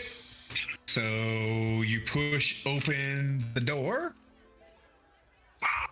And you smell acrid, like there's a dead animal or a person definitely in this room. The black wall of this dry alcove. Oop, wrong room. Whoop. So you are in 6 now. Yep, just another floating corpse in this room. How? And it breaks another hallway to your left. But it doesn't seem to match where Krokar is. Krokar, your turn. So you guys are paused. Krokar, lighted hallway, but it's full of water still. You guys are in water still as well, Connor. And there's nothing in this water. It's just. Yep. So you can press down the hallway, and it banks to the left, Okay. where the torch or the candle is. Yeah, I'll head down the hallway. Okay, you keep going down the hallway. The water ends and goes up a stairs 10 feet and breaks to the right. You guys following along pretty good? And there's a candle at the L shape where it breaks to the right. And that's a greenish looking candle. Okay. I will. Is there any light ahead of me, or is that the only light? Because does that breakaway seem like it has the only light, and it's like lit at the corner. Okay, I'm taking that candle with me, and I'll keep going up. You grab the candle? Yeah, take it. Okay, it's a tall enough candle. Cool. All right, good job. There's a door in front of you. It's dry there. It's fairly dry, but you can tell where there's water. What's your passive perception? 22. 22? Yeah, there's water on there, probably from travel. That's what you're gleaming. There's water up there, probably from people tramping in and out. This looks like the MSR. Okay, I'm gonna kind of I don't want to peek through the door. I don't want to open the door, but I want to kind of peek under it, maybe, or see if there's any gaps I can look through. Nope. Sealed door. Got the metal thing. It's got a little metal thing that you can open, and little iron. You know how you lift it and you can open it in towards you. Okay, then I'm gonna open it as quietly as I can. Okay. You enter the room, and there are 3 doors: east, north, and south. You just came in through the north door. Each door has a carving on it. Okay. There is, to the west, an open hallway with light coming from a break to the right. So imagine north, south, east, and west, right? Yeah. To your west, open hallway, and you can tell where it descends back down into water, down a staircase. Carvings on east, south, and north. What are these carvings look like? The east door, the face of this door bears a carving of some sort of deity that you're unfamiliar with. Okay. It is depicted as a tall, armored man wearing a bucket helm. His right gauntlet is painted black and clutches a set of shackles. That's to the east. The north door depicts some other sort of deity. He is depicted as a powerfully built, skull-headed man with long, curved blades where his hands should be. The southern door, there's a visage of another deity portrayed as a cloaked figure whose face is hidden under a cowl. In his skeletal hand, he clutches a screaming human skull. Okay. This guy just freaking I will go with the warrior-looking door, not the one I just obviously not the north one, but the other one. That's the one you came in.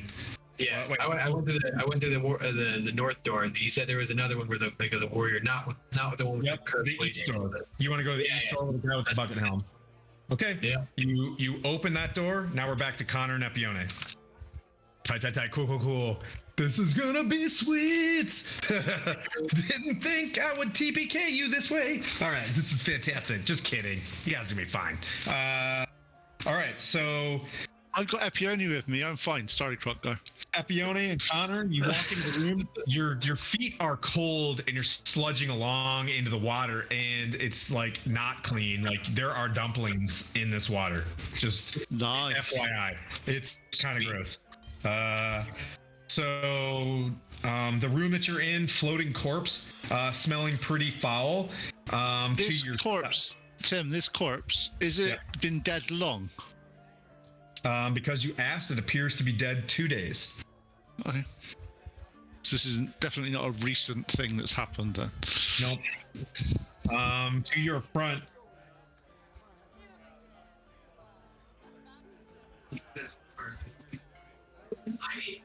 Okay, yep. To your front, you see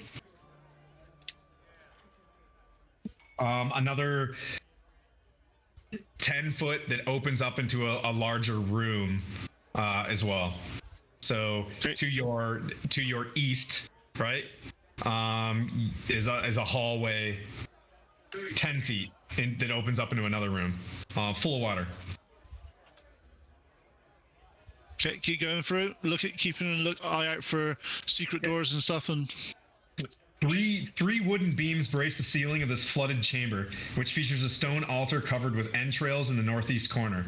Hanging on the wall above the altar is a 3-foot tall steel mask cast in the form of a frowning human skull. Epione, you look at this immediately, and from everything that you've learned from Baldur's Gate, and be able to understand all, was it runescaping or whatever feat you just got? That is a visage of Baal.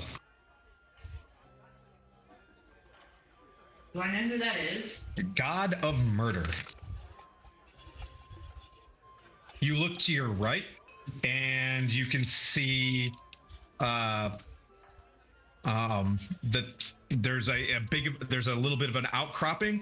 For the back wall of this dry alcove is hung with a 5-foot wide, 7-foot tall tapestry. It depicts a grisly scene of 4 faceless figures ripping apart a 5th figure who is screaming.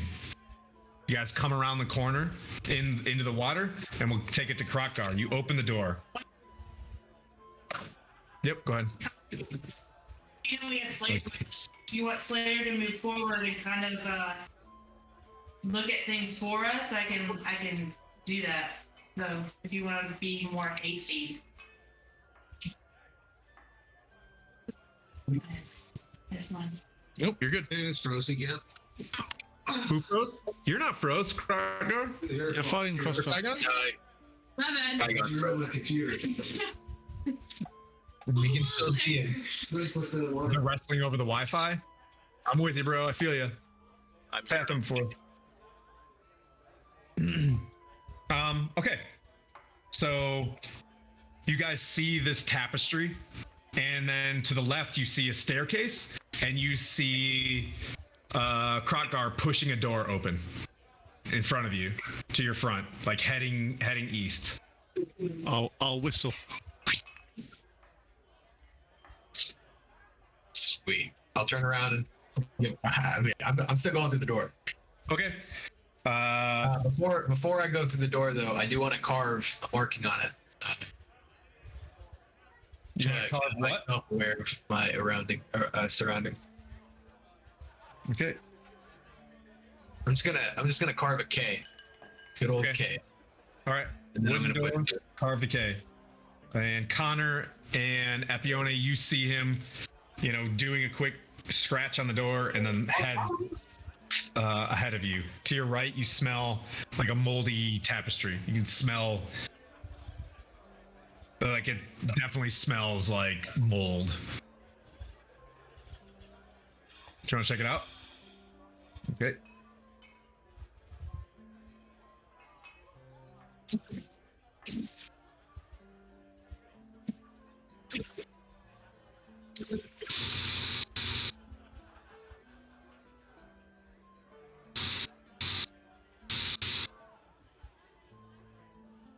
That's a fun sound, whoever that is. It's Kygon. Oh, he's wrestling with it.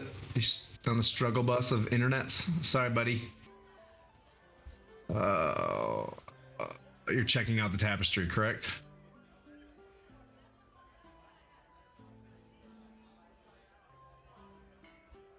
It's easy to go in this way. All right.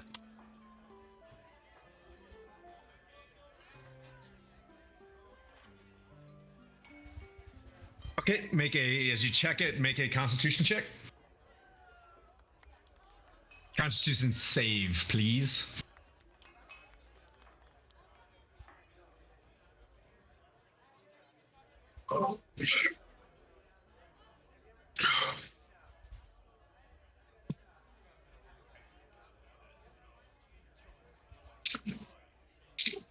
Sorry, who is making a save? Epione, as she touches it in a puff of yellow, like from that you can see in your spectrum, like kind of wafts in her face. Ooh. Okay, you are poisoned.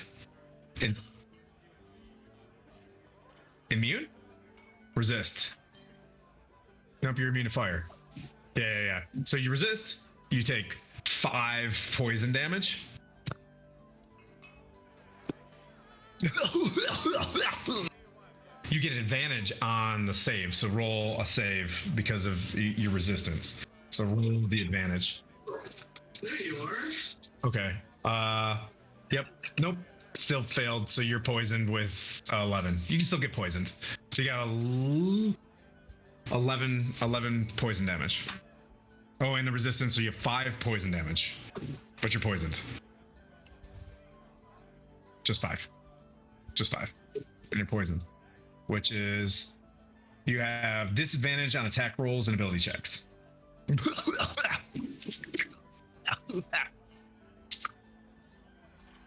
I know. Tim, I'm coming up on time here soon, just to let you know. Dan and I gotta go. So are we. We're on our last hour. But you can press if you need to. If you just want to take a soak in the tub upstairs, it'd be perfectly fine. Okay. So did I get Amazed. I love you guys. Huh? I just want See you, mate. Bye, Nick.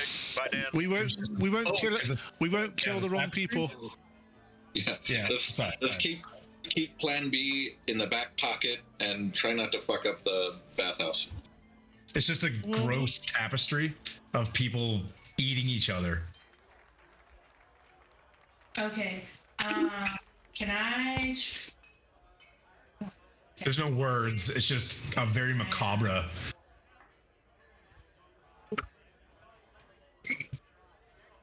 Is there any arcana? Is there anything magical or like remnants of like a spell? It was yellow mold. That's what that was. Like there's just a really, really foul old mold that was attached to it, and yeah, it got you little sickies. Cute. Okay. All right. Okay. So Krutgar, you're moving. You're heading down the hallway. Cool. Long hallway. 20 feet, and then it descends downstairs for 5 feet, and then another 20 feet, it descends downstairs back into water again. All right. And is that at the end of the hallway, or is like? It breaks off to the right. Okay, yeah, I'll just keep following it. Okay, it breaks to the right. As you turn to the right, you see the eastern part of this room is unlit, flooded and braced with floor-to-ceiling wooden beams. Rough-hewn steps rise out of the murky water to the western portion of the room, which is dry and lit by 2 torches. In sconces that flank a stone altar. Shackled to the wall behind the altar is a sickly man in a loincloth with a burlap sack over his head. An alcove in the north wall contains a freestanding suit of plate armor, missing its helm. Standing before the altar are 2 grim figures, a powerfully built woman clutching a mace, and an even bigger man wearing a bucket helm. The helmed man is jabbing the prisoner with a spear, causing him to twitch. #Twitch. Both figures are clad in chainmail, and the woman carries a wooden shield with a leering skull painted on it. Okay.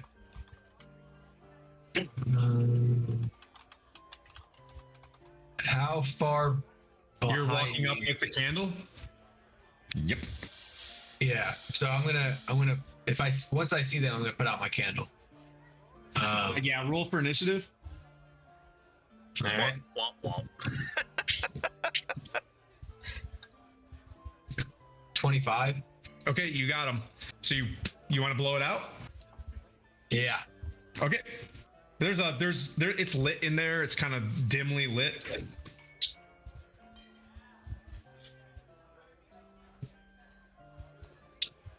You see the individual with the shield. It's like a freshly painted skull in blood, and they start like heading towards you. But you've got the jump on them. All right, I will. And they're 20 feet from you right now. 20 feet. Let me see the map. Not as far as I'd like, but Let's see. Yeah, the room is only 15. Sorry, the room's 15 feet across. You walk into the room, they're up at the altar. 5, 10, 15, 20, 25, 30, 35 feet. 35 feet. Okay. Yep. Will throw. Straight ahead of you. And they're running towards you. I'll throw a dagger of venom at the one without the shield. Okay.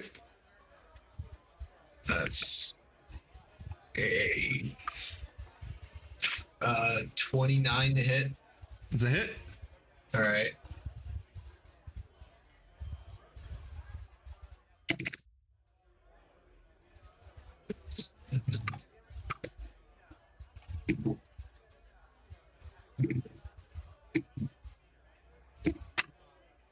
You guys see him turn a corner.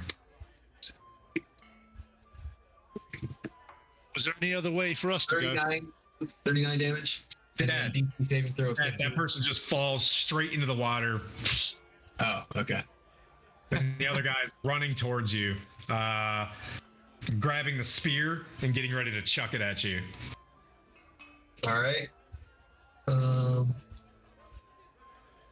For my bonus action, I will use my other drone. You only have one attack? Yeah, I only got one attack, but I got 2 weapon fighting, so I can throw another dagger as a bonus action. Okay. So I'll throw my other dagger of venom at that dude. That's Okay. That's less good. 19 to hit. That's a hit. All right.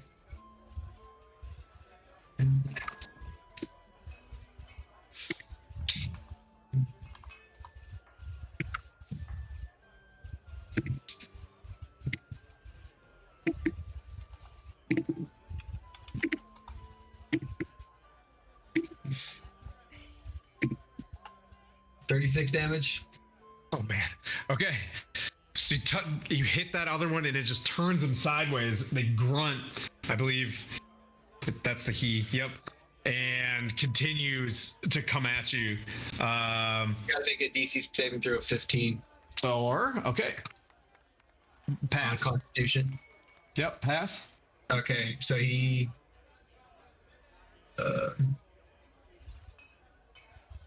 Okay, never mind. Okay. All right. So passes that and gonna chuck a spear at you. And then it's your guys' turn. Does a 16 hit? No. All right, just flies by you. Epione and Connor, you don't hear this. You walk up. She just gets hit by the poison tapestry, and she kind of coughs it out. It's real stanky. And to your east, it goes back upstairs and goes into basically the same room that I described to Krokgar. But it's supposed to 3 doors that you could see with etched things. I guess still moving along, I presume? Yep. Okay, so you walk up into the room, you see the 3 etched northeast south doors.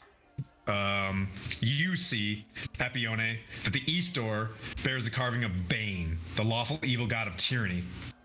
The north door bears the carving of Baal, chaotic evil of god of murder. And the south door bears a carving of Miracle, the neutral evil lord of bones. You know, in your head, this is the dead 3, right? Like, okay, we must be here. This is not. They're not doing a good job. If you make it downstairs, they're not doing a good job of like hiding their super secret club. The only door that's not open, not to be leading, is the south door. But you saw Krokar moving. Do you hear anything? Which your passive perception is kind of lower, right? Yeah, so go ahead and roll a perception check. Because Krokar's doing this rather John Wicky. Careful with the camera there. I'm trying to move this along quickly. See how big the map is. Oh, you can follow along because you're not going on there. They're like there. Okay. And they're there. He's there.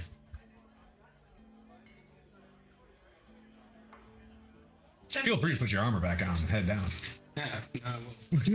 Are you? Yeah. Okay. Cool. He's falling asleep in the hot water. Yeah. I mean, you're here. You might as well get into it. What was this?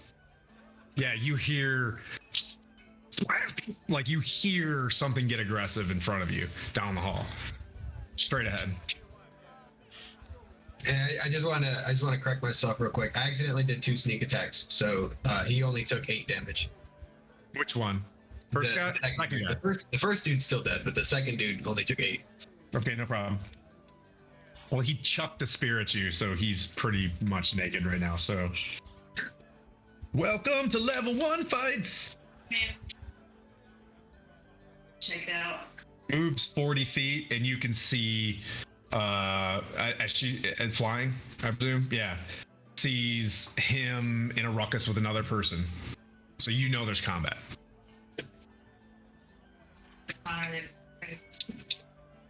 Okay. Krokar. So yeah. I get confused too. Connor, what do you want to do? Okay, so do I notice there's a fight going on? Yep, she said. The Cool. imp. So I didn't hear you say that, sorry. Yeah, speak up a little. I will rush in. 5, 10, And if it's- 15, 20, 25, 30, 35. It'll be next round. You'll be able No, to I got a 45-foot movement speed. Nope. Yep, so you're... There's 2 ways to do it. How far away am I? 60s. In the 60s. Wait. To make an Okay, attack? To make an attack? No, because my rogues have cool stuff.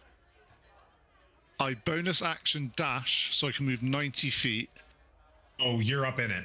If you move 90, yeah, you're up in it. I basically turn into the Flash, run round the corner, Okay.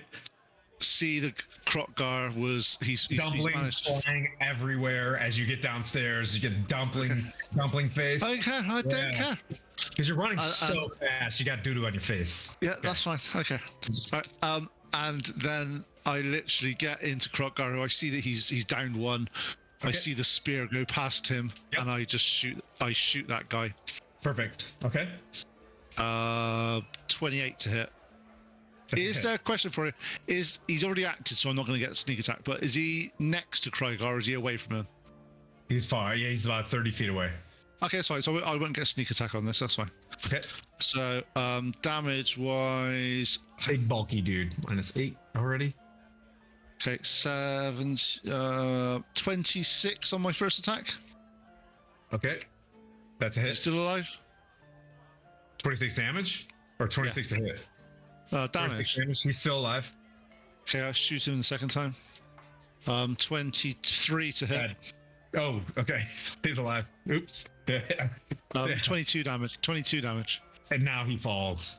To the point where, like, you hit him, he flies backwards, falls onto, like, 3 kind of ornate steps, and there's an altar over his head, and you see, what I say, there's a person hanging on the wall.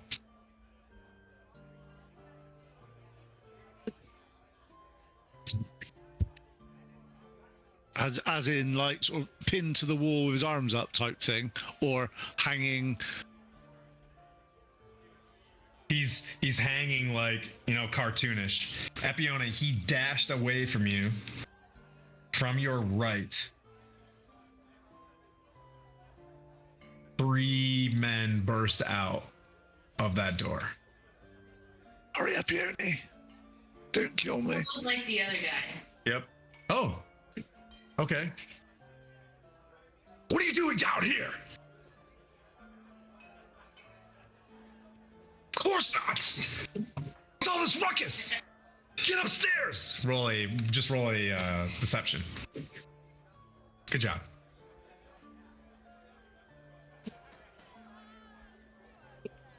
+5. I want to see how bad you passed. Or how good you passed.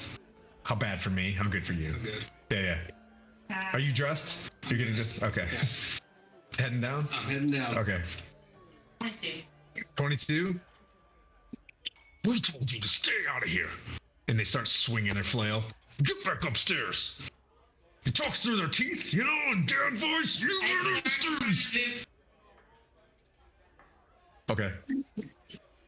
Close the door. You hear him like, I don't know what's going on. But What's he doing down here? good job. Good job.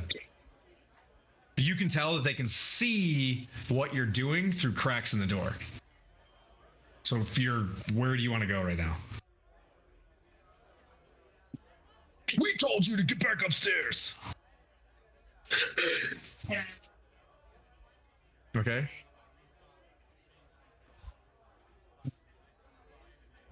Slater's like down the hallway looking at you like, You gotta read what I can do with this thing. you guys are at the altar. You guys see a dude whenever you're ready. You see a guy like, you know, chained up, you know, like not doing good, and his head's kind of down, like. I put his head up. Being tortured blows. Who are you?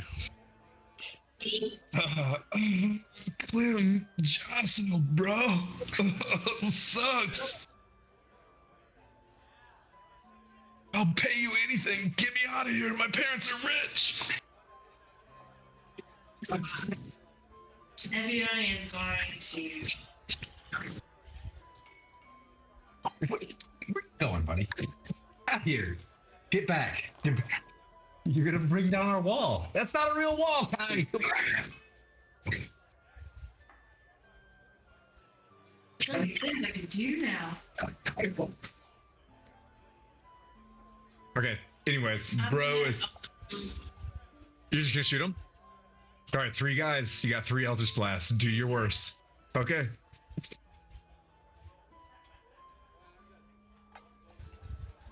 I'm gonna give them an advantage roll. See what happens. Just do an advantage roll. I want to see if you're this bad because you do have terrible dice rolls. I want to see if they can get the jump on you.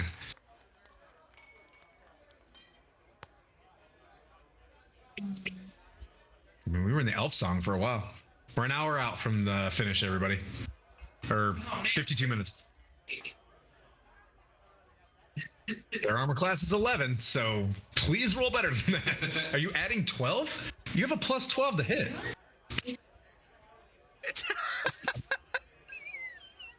Like, you don't even have to roll. Basically, you hit. You do. No, you can roll ones. That's true. That's true. Thank you, Connor, for keeping me. The DM's DM. As you said, you're waiting for the ones. 130. Do you know? And if you don't roll, you can't get crits. That's true. She shoots herself in the hand. She's like, I'll get you. Ow. Yeah. All right, so you shot. How many times you shoot? You shoot in 3. Roll your 3 20s. She's a plus 13 on Eldritch Blast. Yeah, I am. That's because she's charisma based and you're not. No, I'm just saying. She's plus 13 on You Eldritch are Blast. running downstairs. You hit a rectangular room. Okay. Dark right, light left. Okay. I'm gonna go.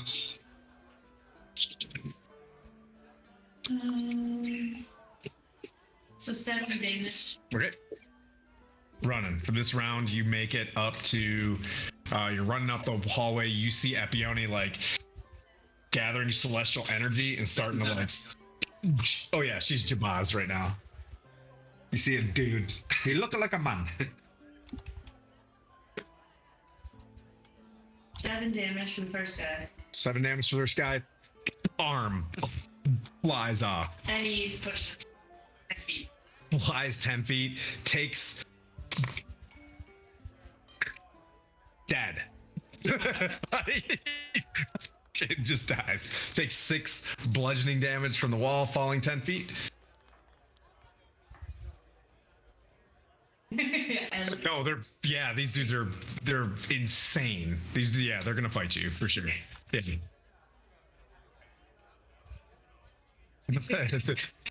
No, go ahead. Yeah. Okay, nice. That's a hit. This is such a struggle. You literally have had the same Eldritch Splash for 3 years, everybody. I just want to let you know. Yeah. 12 and pushed back. Dead. He dies. Third guy still want it. Yeah. I mean, this is like hit. 10 damage and push back 10 feet. You clip him in the back of the chin. He flips and falls into an empty room. It appears. See what's in there without going in. Lying on the floor of this otherwise empty room are the corpses of the 3 bodies that you just killed. A lit torch lies between them and a rough-hewn staircase to lead down to another torchlit chamber. It keeps going. Dun dun dun, and then a cool white plate samurai plate. Sick. The white samurai runs upstairs behind you. So do it. Sweet. Oh man. Come give me some short clip first. Words. Connor and Krokgar, dude, he's the bro. Like, I'm rich. Kidding, this sucks. They stabbed me in my stomach.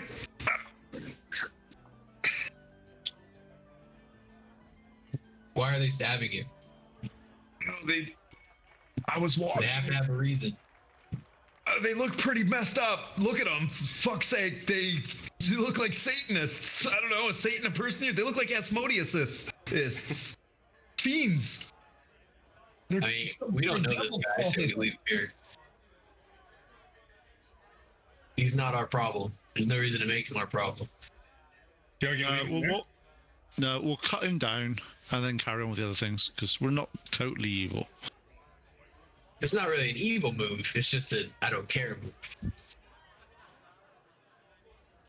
Okay. You cut him down. Kind of shakes his hands. He's like,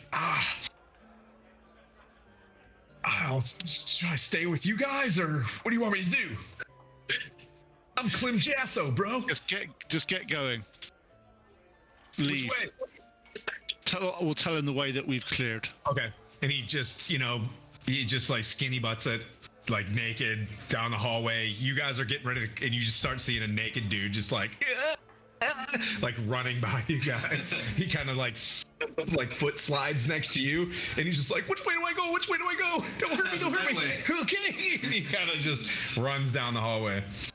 This is the quickest we can do descent to Avernus. In most campaigns, this would take like 3 weeks, but we're pushing it through. We want to get to the new campaign. Do I see him run out of the building? Eventually, yeah. He's still like shirt cocking it all the way upstairs. He's what in it? Sorry. You never shirt cocked it before?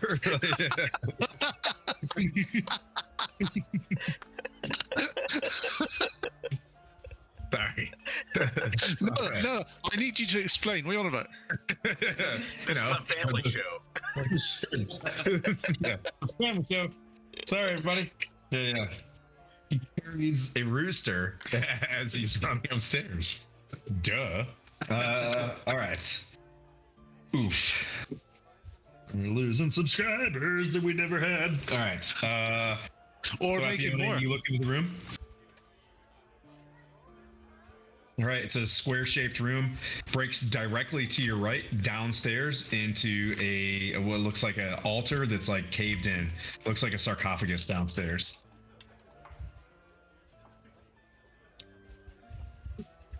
You know. Partially collapsed crypt is how I'll describe this. Oh, good question. And that's the south door.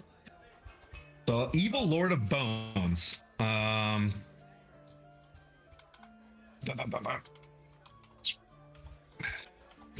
Yeah, so you walk in and it's just like one of those Italian crypt things with bones and skulls everywhere on the floor. Can I?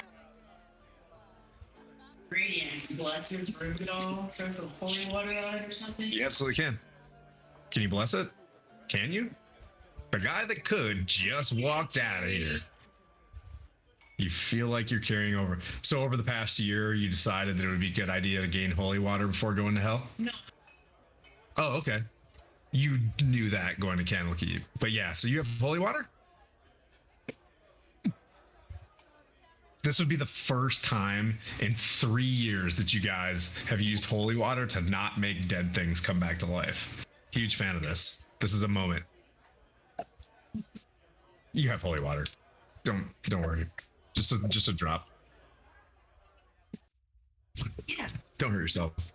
Yep. Bloop, bloop, bloop. You're just gonna do a quick whisking everywhere.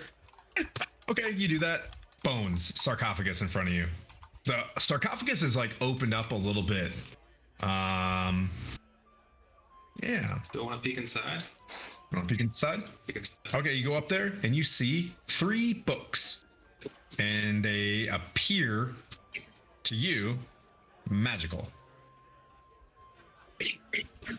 Okay, I'm gonna take a quick glance and start reading some of it. Oh shit. Yeah. So she's gained a feat which is called like rune something keeper blah blah blah feat. She can read any language.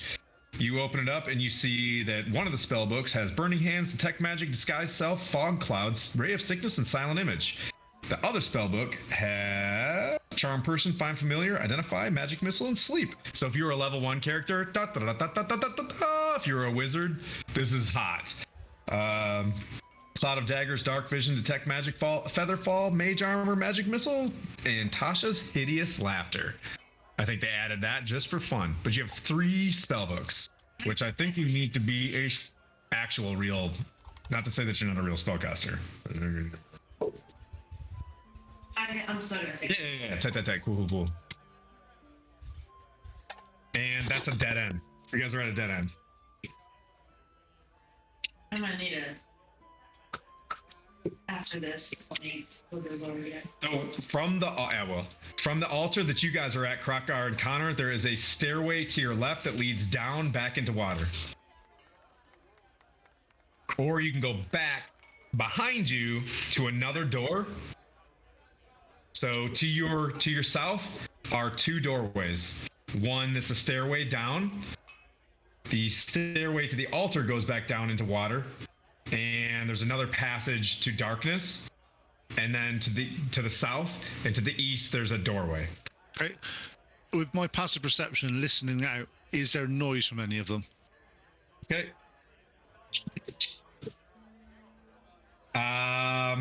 You hear a faint movement from the stairway to your south that goes down into water. You don't, are you checking the door? You checking the door in the hallway and all that stuff? Yeah, just doing it obviously as quick as I can because we need to make a decision. Yep. There wasn't much of a ruckus. You smell gas from the doorway to the east. Same sounds from the doorway to the lit hallway. So you notice that the stairway that goes down and the dark hallway, it circles back to each other. So the same pool of water circles back, and then it goes around back again to the south to another door that you hear some squeaking sounds that sound like rats.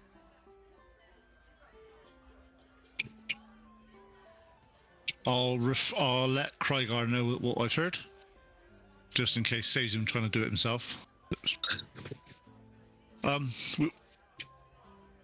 Epionian, shield we get jog. back? You want to head back? Yep. Okay. You I was head like, should we back. go back? Should we go back and find Epione? You found her. They both turn the corner and they're right there. Okay. We'll Well, go. What do you want to do, Crocodile? You have two doors. Door to the south or door to the east. I'll take the door to the what- south since I came from the north. The door Okay, from I'll the go south east. goes I'll go east. upstairs. Okay. Who's going with Krokgar? Krokgar going solo. Epione. Epione Epione's go going- with Crocodile this time. Okay. Epione's going with Krokgar. You want to go with Connor? Okay. Krokgar, we'll go with you. You're at the door. To the south, it's at the top of the 5-foot stair. Okay, I'm gonna open the door and walk on in. Has our guy Shirtcock Holmes made it up to the top yet? Yep, sure, Cock's there. He's up there. All right, I'm gonna stop him because I'm still up at the top of the door and ask him what the hell's going on down there. He's like panic breathing. He's like, murder, call this. And he starts like having that big like cry out and just starts hugging on you. Because it's like the first time he's seen daylight. I'm gonna kind of face palm him and be like, "Yeah, just go that way," and kind of Yeah. the door. He's just hugging he's like, your big legs, help me. Put some pants No pants. Just a shirt. I'm gonna tell him that there's a guy out in the bath that's got a turtle shell. Talk to him; he'll help him out. Okay, he's in there. He's like, turtle shell. And he's super sad face. I tell him to come join. Come sit here, chill out. It's okay. All right, so Krokgar opening up the door. Yeah. Ooh. Well, where are we at?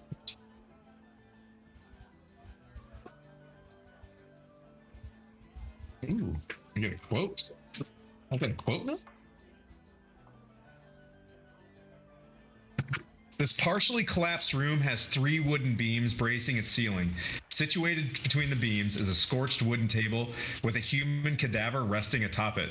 A frighteningly thin woman in black robe is studying the corpse, her face largely hidden under a cowl.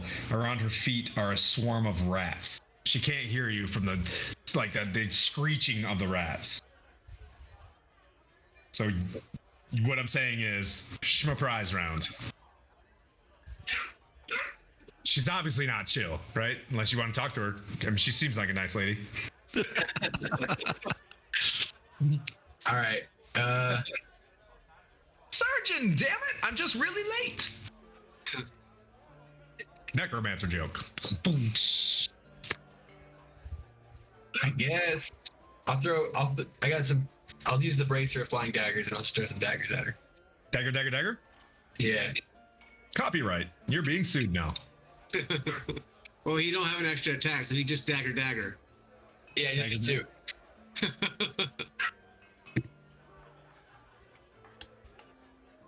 2. He's not using the item that should never have been in 5th ed. 24 to hit. That's a hit. What are you talking about? That's just some nice footwear. No, but it was customed because it come from Pathfinder. It was a reason why they never put a perma haste item in 5th ed. I could listen to you say 5th ed every day. There's boots of speed. It's kind Yeah, of but no, they don't give you the full haste. They just give you the speed bit, which is different. yeah. And the fact is that he could turn them on and off round by round just to get the abilities he wanted. It was just like 48 damage. Are you serious? Yeah. Dang. he's a rogue on steroids. This guy, he's amazing. He's got rogue roids? Alright. Doesn't sound good. That's not good at all. Yeah. So this is a very dry room, right? You walk in there and there's just like this, it's almost like goes up into her like a skirt, like the rats around her. You just splash her with one of these daggers in the back of the head and she falls limp over top of this corpse. So I don't throw the second one. She's dead. There's only one person in there. So you're mad. I mean, you could throw him at the swarm of rats. It's only got 1 HP total. You could just like Okay. the rats like spread apart. Sweet. You notice closely as you see them, these aren't like normal rats. You notice that they don't have fur on them. They're like skeletal rats. They swarm to the side, they come back together and begin to like V towards you. Okay. The room looks rather innocuous other than that. Use your So fire. other than this swarm of rats chasing after me, Like 70 rats. 70 rats. That's a lot of rats. A swarm. But they're Is it about 20, 30 feet from you. Question for you: is it a swarm of rats or just lots of multiple rats? Swarm of rats. 5e. Okay, so Oh, Just to say Fiona, that- you're there. There's a swarm of rats if you have an Uh, AoE or something. Yeah. yeah, Krygar, just to let you know, because obviously you haven't done this before. A swarm of rats in 5th ed, you attack them as a single machine, Oh yeah. They don't, you don't, Yeah, you can throw 1 dagger. Oh, come on. Yeah, I'll throw my other dagger at You him. can. Again. I got 2 daggers. I and I killed him I when he want was to see how first. stupid this is. Yeah, it's, yeah, yeah. it's not an actual swarm of individual rats. It's a ball of rat. Oh, okay. That makes okay. It's like Yeah, just like- Critters. Remember that movie yeah, Critters? yeah. That old? It's just, it's one of those things. It's actually, He might still in his round. the only reason I would say though, Krygar, is just for future reference, as a first level, I've killed more first level people with a swarm of rats than any other creature, Okay. because their damage is ridiculous for a low level creature. All right, so I'll make some special effort to evade them then. 3d6. That's pretty high.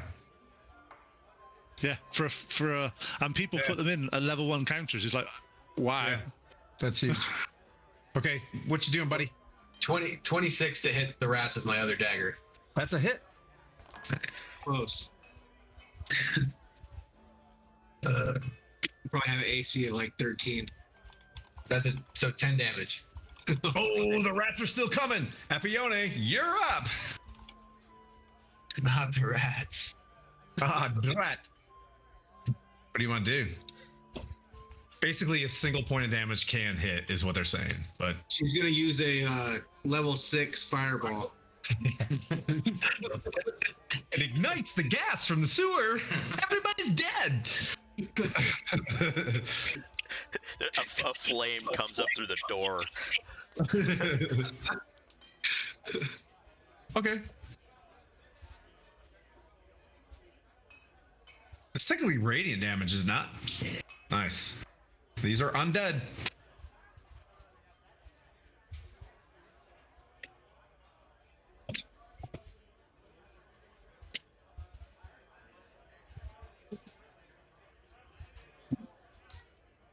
Oh, I guess it's just a 5. Okay, so 11 to hit. It's a hit. Do this because I don't want to grab 4 die 8. And that's 20 damage. Okay, so she just goes, and then the big flame just like scorches them all, and they turn upside down. Connor, you're at the door. You Okay. can do this, Epion, if you want to, and then give him a wink. So is it just rats that's left at the moment? They're dead. The rats are dead. Murder lady is dead. Connor, you're at the door at your room. Okay, cool. You Door guys opens. are here. The two of you are here. You can see that. That's where you came from. You guys can go that way if you want, or you can like that. That's all you get. Up to you. I'll tell you. I'll describe it later, and then it'll make sense. Just out of curiosity, how long have they been down in the in this? A minute. About 5 minutes, I think. Okay. They're clearing through this pretty fast.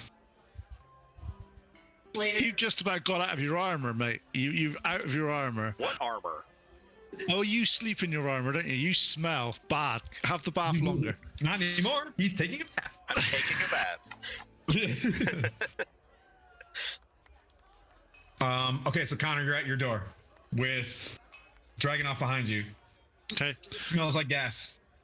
It smells like gas, is it? Yep. Come Well- you guys back out of the room. You can go right or go back the way I you will came. mention to Mr. Samurai that it's not me, it's the gas of the room, so watch out. And let's open the door, see what's in there. Do it. Flooded, putrid smells of rotten eggs.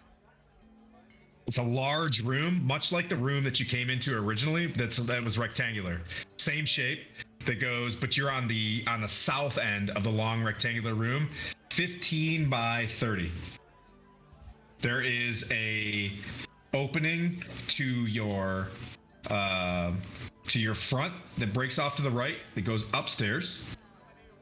So straight ahead of you, L shapes to the right. To your left is like almost to your front, but like 15 meters up, a dark hallway flooded, and then there's a large alcove flooded to your left as well. Okay. So hallway, the room naturally opens into a big L shape. That darkness, I can see straight through it because I'm special like that. Yep. Is there anything I can see from where I am?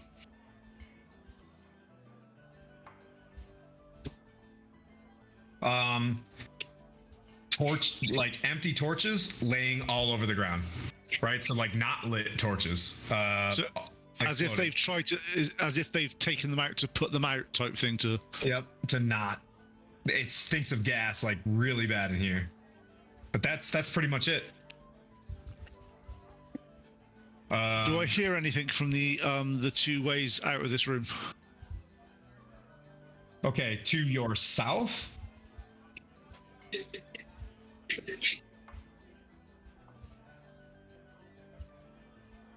You see a flickering of a low green light. And you don't hear anything, but you do see a low flickering of green light. And to your front, that hallway in that direction, as you, I'm assuming you're sneaky. You're being sneaky. Always.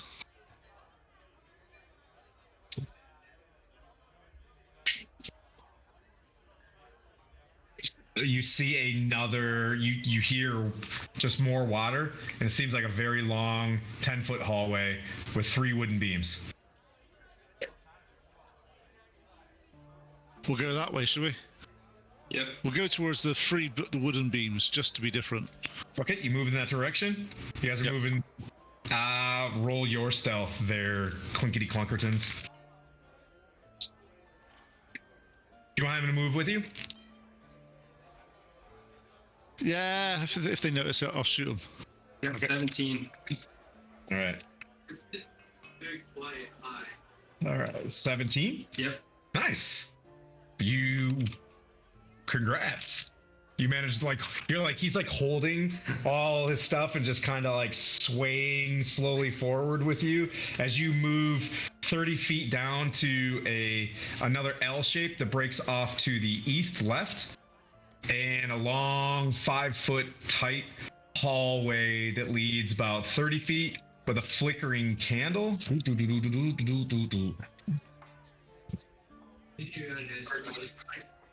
You see a partially collapsed crypt to your right, a half plundered crypt as you move down to your right, and then I'm sorry, so a half plundered crypt, and then one that's sealed, and then a door to your front. Almost. Oh, that's to the east. So like basically you see crypts to your right, one that's collapsed and open, one that's partially opened, and then you move down to the right, this one's sealed, right? So like crypt, been plundered, almost plundered, sealed, and then a door to your front.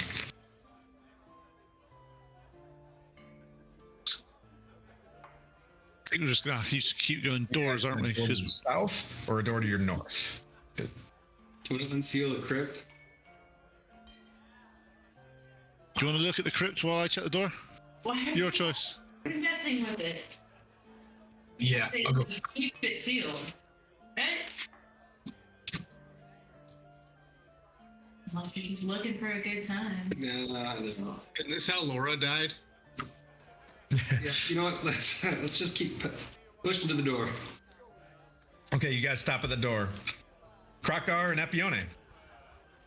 You guys get a south door and a north door. And in a horseshoe. So you feel that you're in a horseshoe kind of hallway, and the south end of the horseshoe is a door, the north end is a door.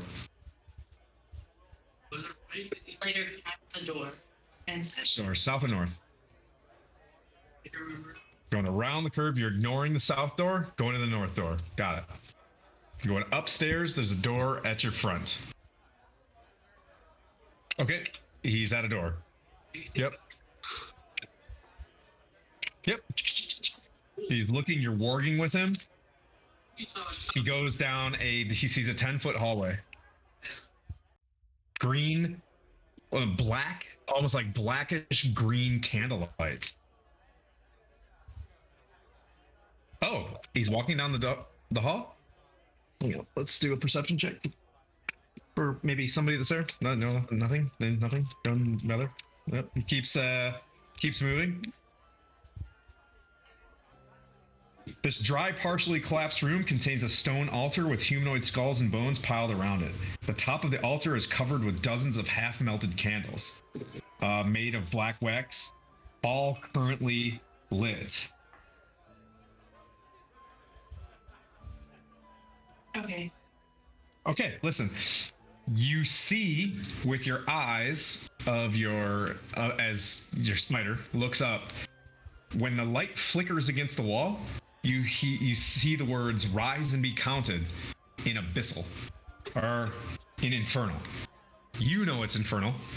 It says "Rise and be counted," and you see 3 skeletons standing there, just kind of swaying.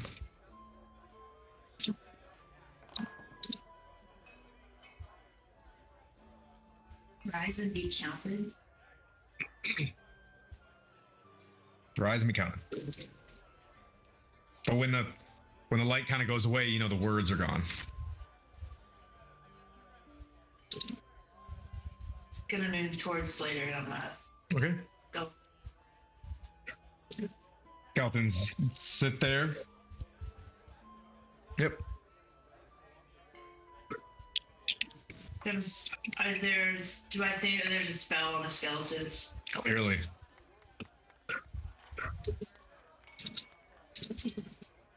Krakar, you can't read what's on the wall, but you're behind them. The skeletons kind of like look at you guys as you guys walk in.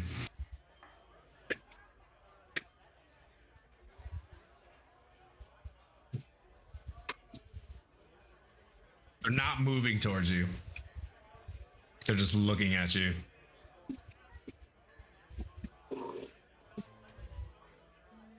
You're not necessarily in the room yet, I'm trying I'll to say. figure out what I can do. Epione is gonna cast light, and I'm gonna blow out the candles. Okay. They're out. You Just keep.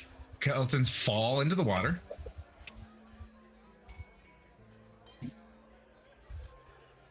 With my holy symbol, put my holy symbol into the water. Okay. Nothing really that you've noticed happens. Okay.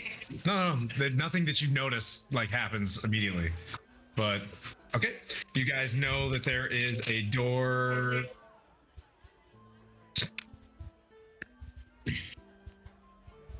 Maybe magical items in it.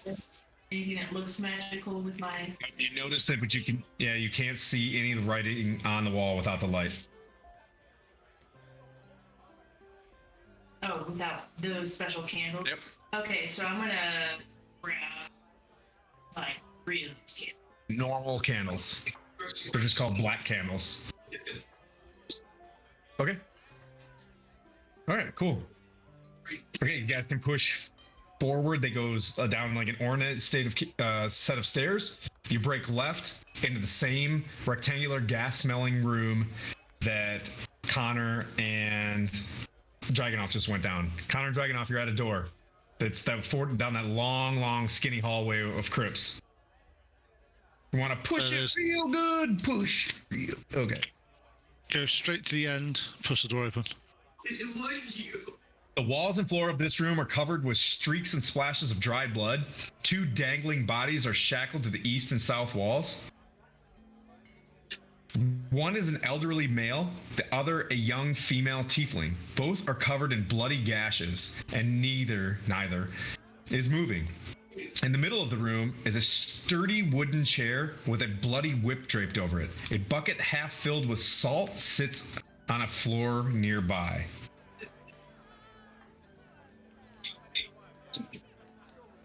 So one's alive, one's dead. Yes, sir. Okay. Male dead, female unconscious. Definitely unconscious. Okay, I got a. And then, Yep. you can go to your left. There's a door to your left. Square-shaped room, 15 by 15. Door to your left.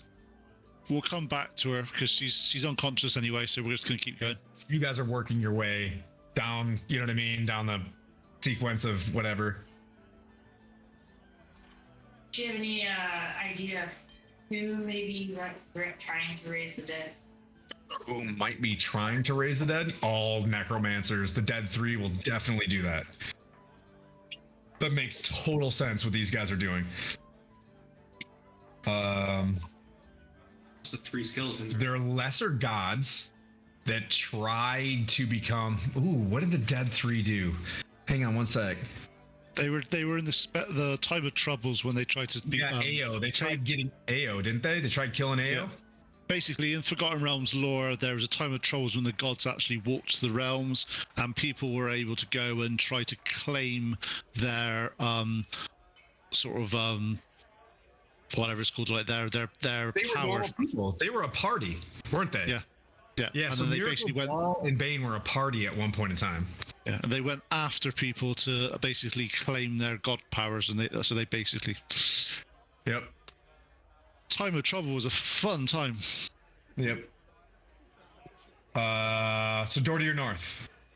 Yep. Gonna take it? Yep. Okay, open up door to your north. I'm assuming you're being... As stealthy as I always am. Do you want me to roll some dice? I can tell you how good I am at stealth. He's gonna need to, though. I got 36. Roll. 13.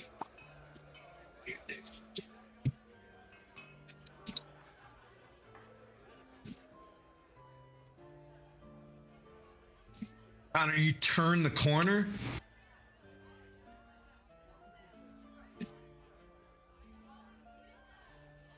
And see a man with a chainmail and a shield standing underneath a sconce as if to be standing guard. I shoot him. Okay.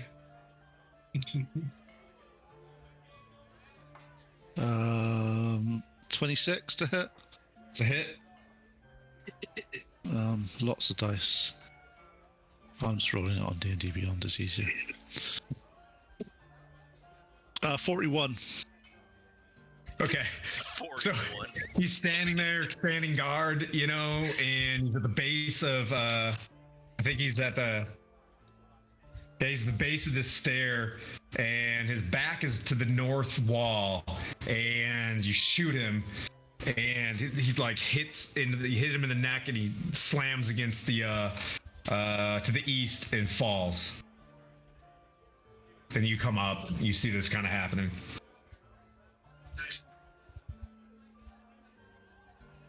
Okay, keep going, keep an eye out passively, looking for things to see. We're still looking for anything that's looking out of the ordinary and stuff. As you hit the L intersection, you feel wind to your left against the limestone. Push it, like we did on the others.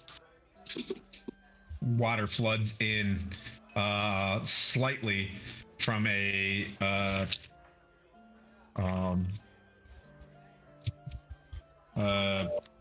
the same sort of like murky waters. You open this, and this 10-foot wide flooded passage is braced at regular intervals by wooden beams. Old torches, stubs float on the murky water again, like you see stubs of torches, and you hear the echo of what appears to be some sort of skirmish ahead of you, like thump, ting, thump, ting, like you hear that in front of you.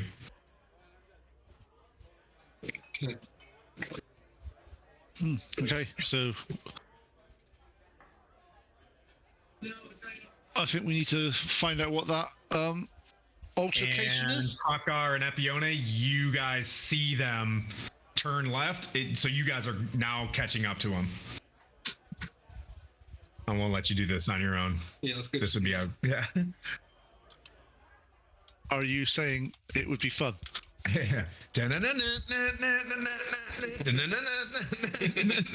Are we feeling it getting really hard to move forward? No, I'm just kidding. You're fine. No, it doesn't. Plenty of time. Yep. So you're moving forward, and you're fine. You're fine. You are actually on time. Good job. You guys moving forward? Yeah. Beyond the hall, a flooded chamber opens up with rough-hewn steps climbing to the south, north, and northeast. The floor buckles up above the water line in the middle of the room, forming a small island. Corpses and doused torches float in the water around the island, atop which two men circle each other with weapons bared.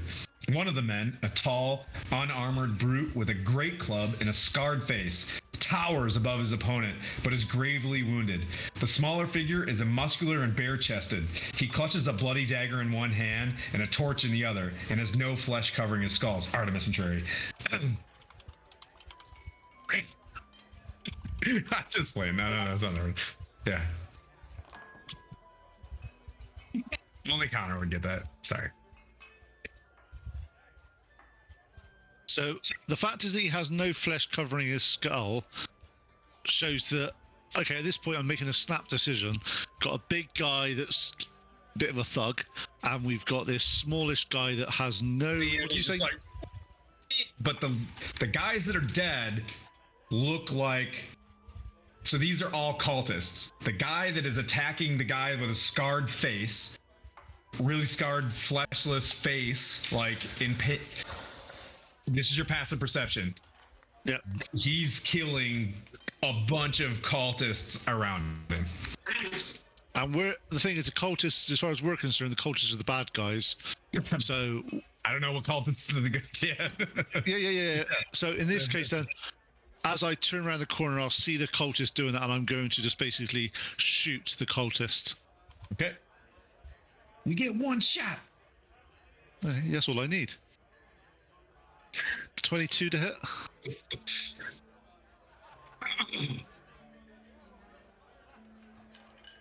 Oh, I didn't even put this guy in here. Fudge. Does it hit? I don't know. It might not. It's a level 1 adventure. If 22 doesn't hit, we're in problems. Yeah. We just gotta find him. We're having issues, aren't we, Manu, at that point? Yeah, That's right. runaway time. There it is. Hits.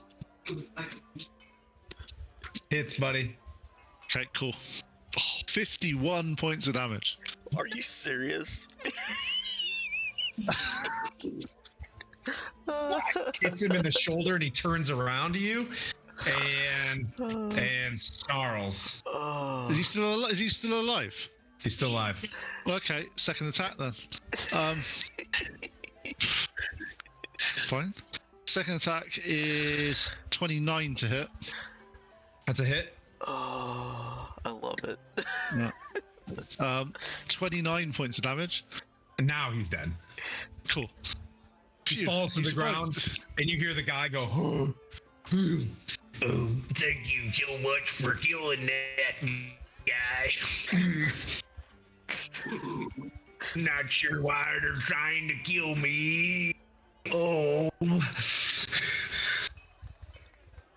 thought You're a we big- were on the same team, but not no more, I guess. Ah, so you were you were allied with these. I was betrayed. These assassins conspired with my brothers to kill me.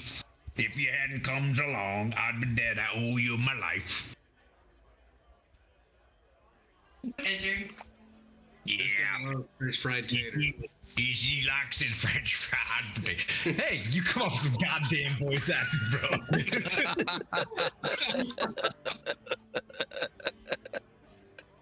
Kill him for 11. Oh, How come? How long have you been? What do you mean that? So you were working with these guys. So they what is keep this place locked down here? here all the time? I'm supposed to be in charge of the bathhouse. So you're in charge of the bathhouse. Yep. So why is everyone dead down here? Yeah, they're into that sort of stuff. And you My have no problems with family. that. Oh, what? And you have no problems with that. My family's paying the dead 3 cultists to murder people in the city. Our goal is to prove that the Flaming Fist can't do their jobs. Once the city stops paying them, stop it. The Flaming Fists will have less of a reason to stay in Baldur's Gate. With them gone, no one can stand in the way of my mommy becoming in charge of the cities. You know of the Flaming Fist. Espionage now, espionage. Oh, yeah. Whoa. Hero. Thanks for the kind healings. Oh, I think Baldur's Gate's gonna share the same fate as Elturel and get sucked down into the 9 hells. Seems pretty fancy. My mommy likes it. What do you know of the Flaming Fist? Oh, they're mercenaries working for all the Raven Guards.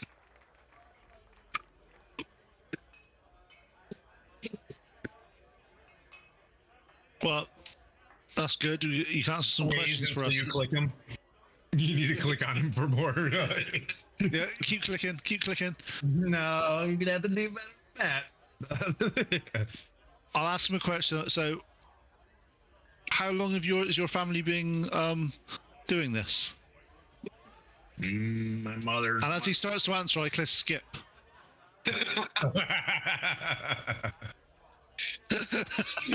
I'll just copy and paste it and send it in text. Skip, skip, skip. Research. Was there a certain turning point when Averell fell that if it was stopped? Oh, yeah, those guys got them in trouble by reading the Creed Resolute. We got ourselves our own tool here, but you keep reading it enough and it sucked them all down to hell. Well, you do realise that you're going to have to let people know what's happened down here. I mean, we're not letting you go without. No, I'm not a huge fan of this, to be perfectly honest. They done tried to kill me. I get that. That's fine, but so that means you need to help us report this properly to make sure we know that your family's doing this. Because if they've been exploiting you. Pretty sure if my brothers wanted me dead, I'm gonna be dead pretty soon. Did you see how well we took out of these people down here? Yeah, that guy seemed like a right peckerhead. I did a pretty good job on him. So, we'll keep you alive. You come with us. Okay. Where do you want to So what- go? We're going to go back upstairs, but what else is down here at the moment? Is there any other things? Obviously, there's some more exits out here. Is there any more of the cultists around here? Like everywhere. No, we've taken out most of the. We've gone through most of the rooms, I think. Seems like most of them are dead then. You're pretty special, aren't you? You sound like Got me. no gas in it. I like the vape. We'll check the rest of the rooms out down here first. Okay. If you want to go outside, it's this way. Yeah, okay, we'll do that in a second, but let's look at the other rooms first. Okay. We'll make My sure we've not oldest missed brother, any. Frostwell uses his spies throughout the city. He has a bathhouse under surveillance and probably knows you're here. He's got about 4 imps. Like that little guy. Hello. Bite his finger. Made it this far. You've killed most of the leaders of the Dead 3 cult. Without them, the cult will break up. The cultists keep treasure nearby in that room over there. My mother is one of 3 remaining members of the Council of 4, which governs Baldur's Gate. She was instrumental, which is a big word for me, is convincing Alder Ravengard to travel to Alterel and meet with his High Overseer. Hang on, I thought Manu said that. Yep. It was a multifaceted attack just in case Manu didn't want to do his job. You know Manu, do you?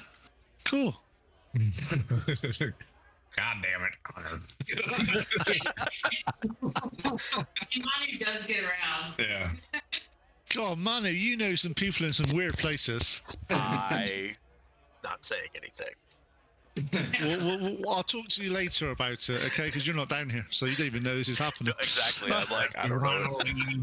If you want to leave, you go that away. If you want the treasures, it's that away. So, Well, treasure's always worthwhile taking, because why would we leave that down here for the cultists to take with them?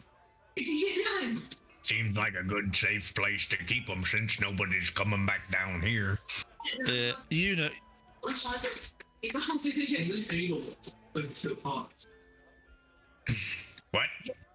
What? What? Yeah, bagels. Let's go and steal the treasure. And there's 4 locked treasure chests.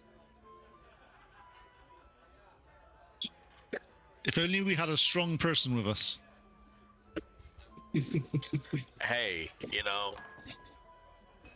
you could have told me. No, not we've to got a take samurai that's really, really strong compared to me.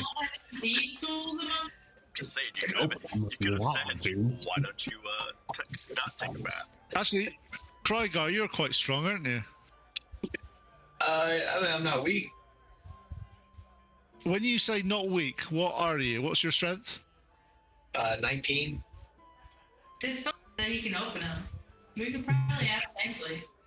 We got the keys right here. I'd probably break that. Well, I was thinking of just carrying the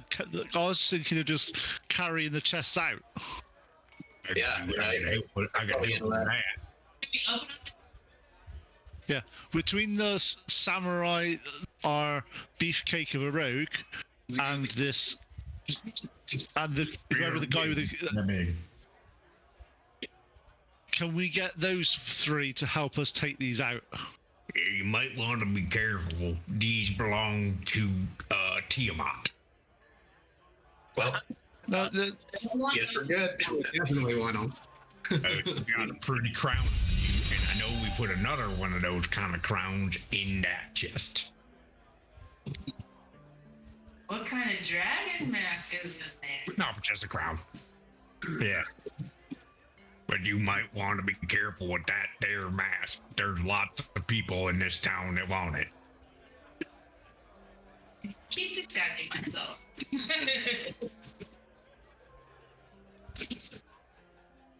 we'll just take the. I think we'll just take the chests with You us. take the chests. You guys are gonna walk back out.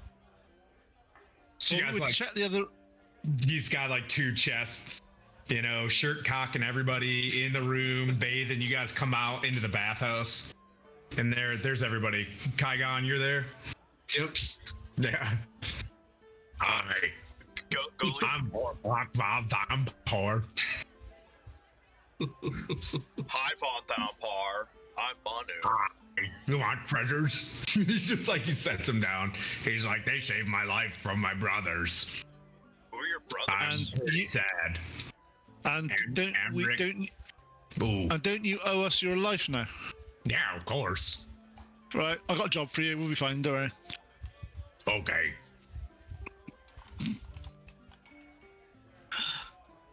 Because I take it you don't want to be in Baldur's Gate anymore. I need to escape, and probably best by water. Well, So we'll find you. I've got a ship. However you want me to help you, I feel pretty betrayed by my family.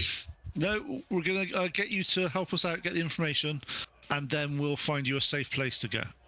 Are you doing this so I have to keep this voice for next session? Not just next session. I'm adopting this person. Oh no!